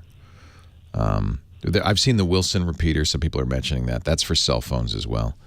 I haven't used any of these, so I can't exactly give you a recommendation. We're going to put in the show notes, though, a link to a site you probably need anyway, doityourselfrv.com, because they have a fairly good guide there to mobile Wi-Fi and internet in an RV. Where are you going to go? All over. Mountains up in Washington State. I live down here in Nevada. So I've seen some people actually put direct TV satellite internet dishes on their camper, and of course you have to aim it when you get somewhere. I don't think that's a good idea. Nowadays, I believe nowadays there's enough good LTE all over the country that there are few places you wouldn't be able to get better internet access via LTE. The big issue, of course, is how much your provider is going to charge you, because often they have bandwidth caps. And to get more than 10 gigabytes a month, you're going to spend some money. Yep. Yep. I'll tell you what, keep listening. I'm sure somebody will call in with a recommendation. I'd love to know somebody who's doing this and has tried various solutions, because I can't tell you, frankly, which are best. I've seen a lot of different ways of doing it. Wi-Fi Ranger, Desert Moon says, WiFiRanger.com. I know of that. That's a good site. Some good choices out there. We'll keep looking for you. Elliot in Boston, Leo Laporte, the tech guy. Hi, Elliot. Hello. How are you? I was wondering about... Pick up the phone, Elliot, would you? Because it sounds a little echoey on the speakerphone. hold on. Sounds like you're across the room. Come to me, Elliot. Come to me, my beamish boy. Yes. Can you hear me better? I hear you better. All right. So I wanted to switch from... Look at the microphone. Yes. Don't look over here. Look at the microphone. Okay, now keep talking. So I wanted to switch from Google Project Fi Yes, I recommend that, and I think your folks would appreciate it too. Yeah, but the problem is that I have a Galaxy S6. Won't work. From Verizon. Won't work. You have to have a Google phone. You have to have a Nexus 6, 6 Plus, or sorry, 6P, or a 5X. Those are the only 3 phones that work as of now. And the reason is, I believe, that switching is not just in software, that there's some hardware that supports the switching from Sprint, T-Mobile, and Wi-Fi. I don't think every phone will do it. So you got to get a new phone. You got to get an invite, because I don't think you could just sign up for Fi. I got an invite already. Oh, aren't you lucky? I got one in 2 days. Yeah, I think that they've opened it up a little bit. I love Fi. We talked about it earlier. $20 a month for unlimited text and voice. And then you pay as you go for data. And the thing I really like, so first of all, that makes it more affordable. I find I don't pay usually more than $20 to $30 a month. But the thing I really like is it will switch between Wi-Fi, T-Mobile, and Sprint automatically, depending on which signal's stronger. It'll even do it mid-call. So you could be on the phone in the house. It's using Wi-Fi because it's a nice, strong signal. You go out of the house, well, you're going to lose your Wi-Fi. But lo and behold, there's a T-Mobile tower down the road. The call seamlessly switches to T-Mobile. You keep driving down the road. Suddenly, that T-Mobile tower is receding in the distance. But wait, hey, there's a Sprint tower right there. And it hands it off to the Sprint tower. And all of that, the same call, automatically, seamlessly. You won't even know. That's pretty cool. So the price is right, and I think the technology is very good. Of course, it's Google. They got good engineers. So I like it. But there's the negative. You got to get it. You got to get an invite, apparently not too hard, and you got to get a Google phone to do it with. Mom and Dad will buy you a phone. That's the way to do it. They might, because they're going to save you a lot of money. I know I keep trying to talk my wife into it, because Michael, our son, is on her Verizon account and uses up all her data after like a week. She's got no data left. We got to get him Google Fi. 8888, ask Leo. They like iPhones. What can I say? I'm stuck. Leo Laporte, the tech guy. Johnny Jetter, travel guru, next. The Ring Video Doorbell, our sponsor for this segment of the Tech Guy Show. Actually, the Tech Guy Podcast. They're sponsors of the podcast. I love my Ring Video Doorbell, as you know. In fact, you probably, if you listen to the show, you hear my Ring go off every once in a while. When anybody rings my doorbell at home, it rings my phone here. It's an internet-enabled phone doorbell, and what's even better is it's got a motion detector in it, so I even know when somebody's walking by. Or let's say I've got a package on the porch. When they come up on the porch to steal it, I can tell. And I get high-def video from this wide-angle camera, and I can see and speak to them. And they can hear me. There's a speaker in here and a microphone. I love this. Now, it was really easy to install because, it works with wired doorbells or even where there is no doorbell. So in my case, I just unscrewed 2 screws for my ding-dong doorbell, that little, cheap little doorbell. Looks like it's fallen off. Took that off, the 2 wires coming out of the door jamb, connect to the back of the Ring Video Doorbell, and that's it. You mount it with this plate. They've got a great mounting plate. It comes with a level and a drill bit, all the stuff you need. And now you pair it to your Wi-Fi, and you install the Ring app on your smartphone, your iPhone, or your Android device. And now you're able to talk to people at your door. Say, I'm in the shower. Can you just leave the package? If it's a bad guy, you can say, I'll be right there with my pit bull and revolver. And they go away. It's quite, it's quite effective. In fact, I have many listeners who have sent me emails and tweets saying I used the Ring Video Doorbell. It thwarted a burglary. Or we got burglared, but we got video. We gave it to the police. It's amazing. There's so many great stories. It works any time of the day or night. It has infrared LEDs, so you can see even in the dark. You know when your kids come home after hours. You know when somebody's ringing. Yes, sorry. Aren't you glad that your parents didn't have this, Heather Hammond, when you were a teenager? The Ring Video Doorbell, I love it. And because it's battery-powered as well, they have lithium-ion battery inside, you can even use this where there is no doorbell, on your office door or your bedroom door, and add a doorbell to it. Let me show you the Ring app. I've got it on my iPhone, of course, because I don't want to miss a visit. Motion, motion, motion. Here's an accepted ring. Somebody rang the doorbell, and we answered it. Here's motion that we talked to somebody. Let me just see. Somebody last night was at the front door. Let's just see the video from the Ring video doorbell. There's a fee if you want. I think it's like $30 a year. Oh, yeah, there's somebody leaving. See, at night it looks great, too. There's a fee of, I think, $30 a year if you want to record this for a length of period, more than just real time. I can't remember what it is. And I think you get it. You get the first year free. There, bye. See ya. There goes Mike. Bye-bye. I love this. The Ring video doorbell. We got a special deal for you. Free expedited shipping from Federal Express when you go to ring.com/techguy. You'll be showing them that you hear this ad on the Tech Guy Show, and they'll be saying, thank you, Tech Guy Show. Ring.com/techguy. I use it. I love it. You will too. Would be fun if they had another service called Faux. Another service called FUM.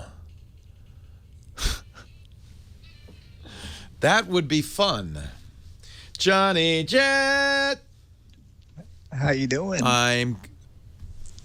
What are you in the witness protection program? What's going on here? Oh, you're. Wait a minute. Wait a minute. I see an obelisk. Are you in D.C.? Wait a minute. Are you in the FBI building? Very close. Holy cow. Check out this view. Are you in custody right now? That's the White House. Nice. There's a national monument. Yeah, I see that. And there's the state capitol. The state capitol? Can you see it all the way down the street? You mean the Capitol building? Yeah, sorry, not the state capitol, the Capitol building. Oh, yeah, I see it way down the street with the scaffolding. Yeah. It still has the scaffolding on it. You're on H Street? What street are you on there? That's nice. That's a good question. It is 14th. I'm at the JW Marriott. Nice location. In Pennsylvania. That's where all the FBI agents stay. Well, I usually don't tell you where I'm staying, but because the governor's conference is going on right now, and there's every single governor I think is here. There's good security in there. Like, I walked up. You're safe. And there had to be 7 Secret Service just on my floor. And I'm like, what's up, boys? They just looked at me. They don't even smile. We got a perp here going down the aisle. Yeah. Go there. Huh? Should I shut the curtain so you can see? No, it's fine. I don't care. It's radio. Nobody cares. I think I don't think they want to see me. I like the silhouette. And now joining us from the nation's capital. Yeah. And yesterday I got a preview of Trump's new hotel, which is right there. It's a historic building. It's opening in September. Oh, on the right there? Yes, with the tower. Oh, with the tower. It's the old post office building. And he spent $200 million of his own money, and I'm buddies with the GM. If he gets elected president, he's going to have to put all that stuff in a trust. For sure. But my God, he can't there's a huge sign right out front saying Trump for president. No, it just says Trump opening in. It doesn't have to say much. It just says Trump. We'll be here for the inauguration. Well, that's where they would be, but they can't have it open. He can't put a sign there once the building's up. It's just a paper sign or whatever it's made. Post office. The old post office. But I'm sick, by the way. Oh, you got a cold? I took your advice and said I won't be such a germaphobe. Let my guard down. Flew to Florida, flew back to California, flew to D.C., didn't wipe down my seats. Just gave my presentation, have 101 fever. Maybe I should have been clear.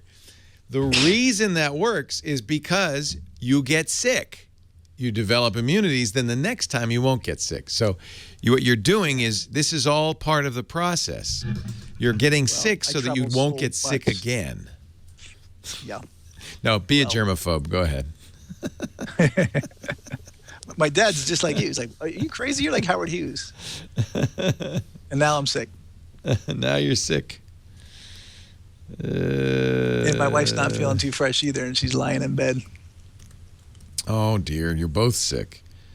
Yeah. When you kiss, you exchange 80 million bacteria. Yeah, well, our kissing days are over then. That's it. No more. I'm a germaphobe. Is it actual phobia or... No, it's not that bad. No. Just have to wipe everything down before you touch it. Because I travel so much, I see what people do. Yeah, no, I think that's disgusting. different. That's different. We often do get sick as we travel, right? That's very common.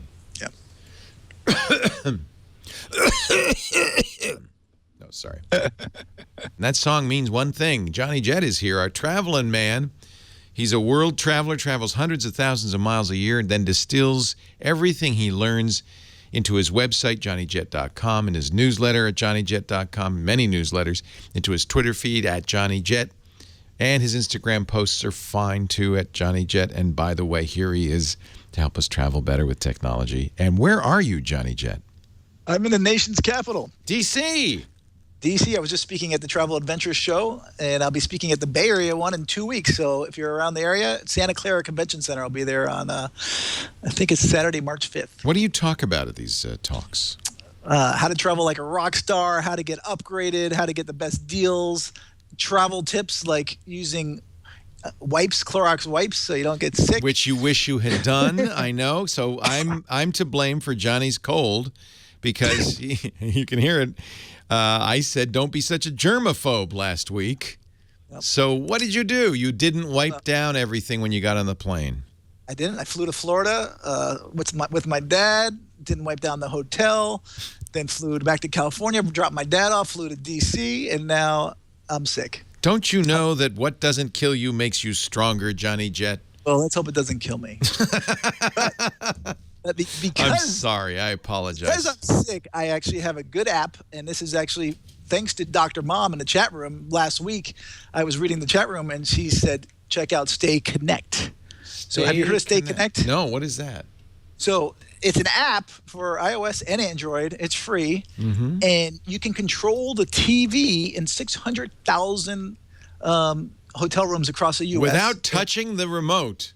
Well, you do have to touch it to hit the menu on the TV, and then it says press 1 to pair up your phone. Then it gives you a code. You punch in the code, and now my phone is connected to the TV, and I've been freaking my wife out because she has no idea I've been doing this. Oh, that's neat. Channel. So, is this called Stay Connect or Connected? I have it written down. I think it's just Stay Connect. Stay Connect. I'm trying to find it. That's all. All right. Okay, let me look at my notes. Stay Connect. Or look in the app. Stay Connect. All right. Oh, yeah, I see. Stay Connect Mobile. Yeah, Stay Connect. And they have it for Android as well. That's cool. Yes, they do. And it's free. But it's not every hotel. Like I just came from the Marriott Marquis, which is where I stayed for this speech, and it wouldn't work there. But now I'm at the JW Marriott, and it works. And I stayed at the Wyndham in Florida, and that worked. Any idea why it doesn't work in some places? I don't know. Well, when I hit menu, there wasn't an option to connect, to pair up. It might have been an older TV. I'm not sure. But what's cool is that you can control the TV from, I was 100 yards down the hallway, turning it on and off, changing the channel. And what I love about it is you can, instead of trying to find out what you're looking for, like you always have to go through and trying to find the game, and you're like, what channel is it? Right. And you can never find the guide. It's right there on the phone. Now, that's 99 cents a year for the program. No, this is actually, it's free, actually. For the that's for the free one. I think for 99 cents, you get to see access to the movies in the room, but you still have to pay for it. Nice. All right. Yeah, and I love it. So thank you, Dr. Mom. I am going to install that on all my phones right now. That's a very handy tool. That's great. But you can only have Connect Mobile. You can only have one phone connected at a time, so it will disconnect. So obviously, if the person checks out, then you'll just as it should be. You don't want to change their channel when you're home. Although that would be kind of funny. Why does this channel keep changing? What's going on? Yes. So, I got a website for you. Yes, sir. This one's called passportindex.com. Passportindex.com. So this is more about information. So it tells you, every passport in the world, and tells you which ones are the most powerful. And it's ranked on the 193 United Nations member countries. So that's how many there are. Plus, there's 6 territories like Macau and Kosovo. So it's for a total of 199. So take a guess which one is the most powerful passport in the world. Powerful how? Like you could charge a battery? To enter. Like you can get into the most countries with. Exactly, without getting a visa. Without a visa. Without sending away to get a visa. Canada. No, it's actually the U.S. and the United Kingdom tied with 147. Interesting. Number 2 is France, Germany, and South Korea at 145. But anyway, if you're kind of a nerd like me, it gives you all kinds of cool information, data, and shows you, whenever I'm standing in these passport lines, I'm always checking out people's passport covers, what the colors are. Yeah, the covers are kind of cool. Look, this if you go to passportindex.com, the first thing you see is all the passport covers. Very nice. Yeah, and speaking of passports, by the way, I was speaking today at the show, and the State Department's there, and they wanted me to remind people that in 2007 is when Canada and the cruise ships started requiring people to get a passport. Yeah. So there was a huge influx of people to apply for a passport. So coming up in 2017, they're going to be inundated. So if your passport's going to expire in 2017, my advice from them is to send it away early. Otherwise, it's going to take a lot longer than usual. Furthermore, now that there are new requirements for ID, state ID, there are going to be a lot of people who find in the next year that they can no longer use their driver's license to get on a plane. Those people are also going to be applying for passports. Yeah, I think they actually extended it by a year or two. Oh, so that'll be next year. But there are a bunch of states. I know Minnesota is one of them. I think New York might even be one of them. I think California is one of them. No, I don't think California is, because No? I would have been more worried. Okay. But you're going through Florida the other day. The TSA guy stopped my dad because his license expired. I'm like, look, the guy is 87. What do you want him to do? And I usually have his passport, but we did it this trip. Expired? And, It actually, I mean, it proves it's him, right? Yeah, so they pulled us to the side and they asked for some kind of ID. We showed him his bank card. You just got to be polite and say, "Listen, I'm not moving, buddy." So you go get your supervisor. Wow. Otherwise, we're gonna have problems. Wow. If you want to know more about this new requirement, the Department of Homeland Security, DHS.gov, has a page. It's called Real ID. It was actually enacted by Congress in 2005 after 9/11, and the states are required to create enhanced driver's licenses, and many have not, and which means at some point they're going to not be usable to get on an airplane. Right. And what some people don't realize is that their passports, they think that they have plenty of time. There's 6 months left or 5 months. Most countries require that your passport's valid for at least 6 months. So if it's not, you better go bring it in early. Otherwise, you're going to get denied at the airport and you're going to lose out on your tickets.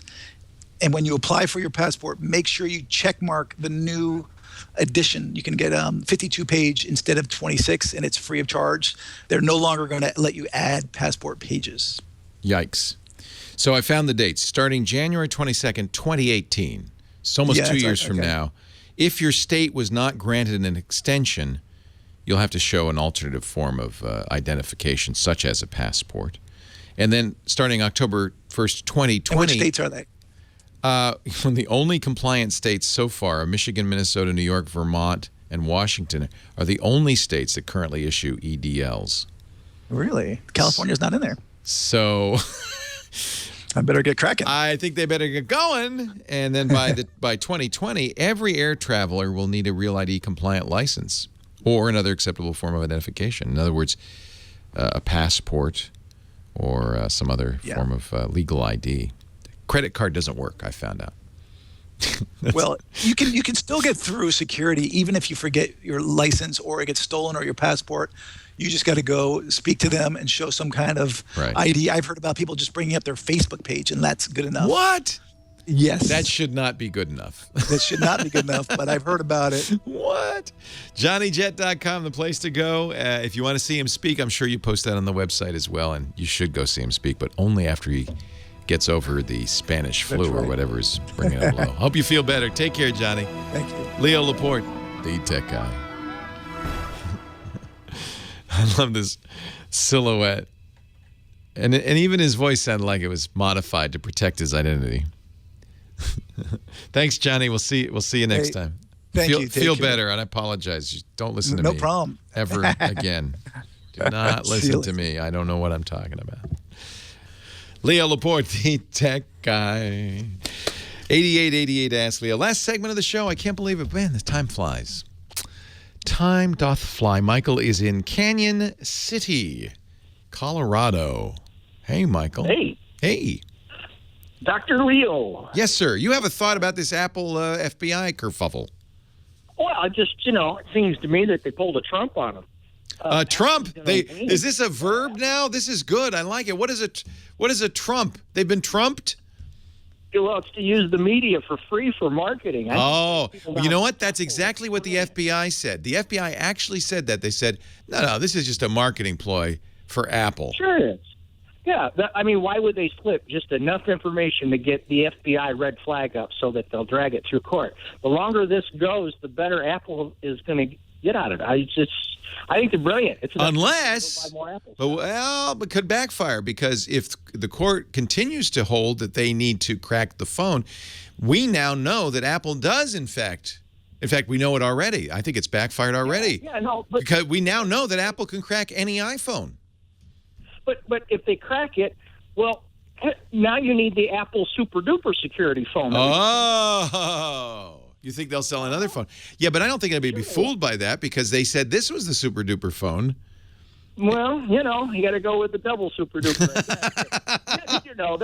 They're gonna sell something after this. There is an important piece of information here, which is there was just recently a study by Bruce Schneier, who's a great security guy. And he investigated where can you get strong encryption that the FBI can't crack, or your government, depending on what country you're in. Turns out there are programs in 70 different nations that will give you strong encryption, messaging programs like Ricochet, for instance, that are absolutely uncrackable at this point. And so even if the Apple is forced to hand over the keys to the FBI, and I suspect they will be, if a terrorist or a crook who's smart enough to know this wants to communicate without fear of eavesdropping, there are plenty of ways to do it, and there always will be, because making strong encryption is well known, and the math is already out there. Everybody knows it. So there's no way you can, the horse has left the barn in this respect. There's no way you can say, well, we're going to be able to read every email, and we're going to be able to, listen to every phone call. They can't. They may be able to listen to every Apple phone call, but they won't be able to listen to every phone call because strong encryption exists. I think the FBI is going to lose, even if it goes. You think so? Well, in the Supreme Court. Yeah, oh yeah. Well, let's say I was in my garage. I'm building bad things, and the FBI wants to go in my garage. They can go in. All they need is a warrant, right? And even if you have a safe in that garage, they have the right to break into that safe, don't they? If they have a warrant. And if Apple built that safe and it had an impenetrable lock, who's going to get served, Apple or me? Oh, that's interesting. They don't own the safe. I do. Right. You will get served. They don't own the phone anymore. They sold it. They don't have possession or any right to it. They have to serve, or they can do what they want. But if they want to be effective, you serve the person who owns the phone. This is an interesting question. I've even heard a conspiracy theory that said Apple wanted this to happen, not only because of the marketing benefit, but because of the death of Antonin Scalia. That this is a very far-fetched conspiracy theory, but I'll give it to you for what it's worth. The person who wrote this, Robert X. Cringely, who's a computer columnist, thinks that with the absence of Scalia, the Supreme Court would rule favorably for Apple. So that because it's a more liberal court without Scalia on it. And I'm not sure this is the case, but this is the theory. And so Apple precipitated this, trying to get a ruling now at a time when the court would be most favorable to it. I don't know if that's true. I think you're casting the dice. I don't think they have. They'd have to do it awfully quick compared to what usually gets up their timeline. I know. I think there'll be a justice on the court from the next president before it gets. Yeah, don't you think? Court. Yeah. Yeah. So, I didn't really buy into his premise, but there's a lot of conspiracies floating around right now.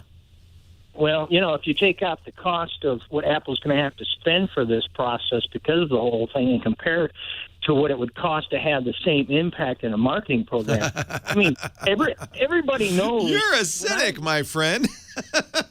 When I was a kid and you wanted a soda pop, you told people, I'm going to the store to buy a Coke. They're Tom Sawyering it.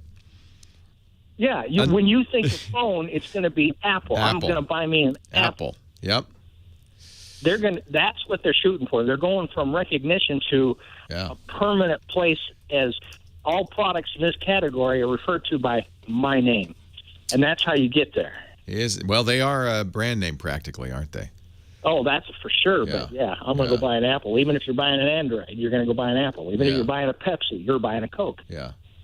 Hey, you know, I think the real problem is it's very hard to know exactly what's going on here. And I agree with you that it doesn't take much. Just look at this to realize there's more than meets the eye, whether it's Apple or the FBI playing a game here or both.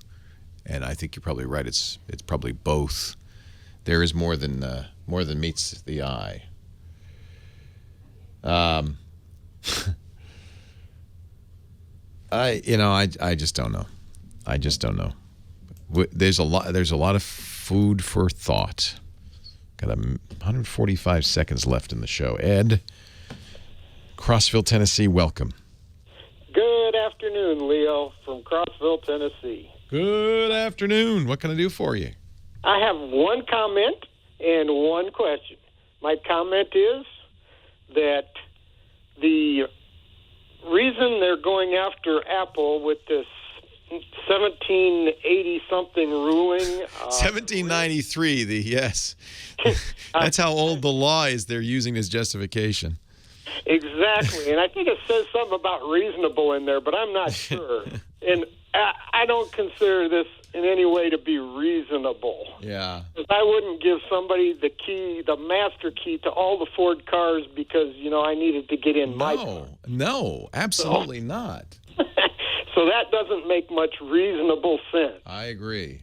And now my question is, I have an email domain or email address at my domain. Yeah. I don't have a domain. No, everybody should. You don't need a website to have the email go to yourname.com. Well, yeah, I have one with a company that's not Stop Mama, if you know what I mean. Yeah. Yeah, it's the opposite of Stop Mama. Yes. GoDaddy. I know that. Yeah. Okay. So GoDaddy will do this. A lot of companies do this. You register a domain name. You don't set up a website, but they do email. They do email hosting for you. Yeah, but I want to get away from them. Yeah, you don't need to use them because all you really need to do is have mail that comes to the registrar, comes to that address, bounce off and go to Gmail, for instance. You could use Gmail. Okay. And that's free, and it's unlimited, and it's better. It's got anti-spam. It's just a better way to do mail, if you ask me. Okay, so I don't need to set it up any different. I can still use GoDaddy, but I don't have to deal with them. Check and see if they've got something called email forwarding. You don't want them to store... Yeah, it's cheaper too, right? Because they're not storing anything. Right. In many cases, it's free because you just change a DNS record to say when mail comes in, go to there, go to Gmail. That's what I do. So the email's not handled by leoville.com. That's my domain. It's bounced off to Gmail. Hey, thanks for the call. I appreciate it. Thanks, everybody, for listening. Leo Laporte, the Tech Guy. Have a great Geek Week. Well, that's it for the Tech Guy Show for today. Thank you so much for being here. And don't forget, it's just the tip of the iceberg. We do nearly 30 shows on the Netcast network. It's called TWIT, T-W-I-T. It stands for This Week in Tech, and you'll find it at twit.tv, including the podcasts. For this show, we talk about Windows on Windows Weekly, Macintosh on Mac Break Weekly, iPads, iPhones, Apple Watches on iOS Today, security on Security Now. I mean, I can go on and on and on. You even get your daily dose of tech news with Tech News Today. And, of course, the big show every Sunday afternoon, This Week in Tech. You'll find it all at twit.tv. And I'll be back next week with another great Tech Guys show. Thanks for joining me. We'll see you next time.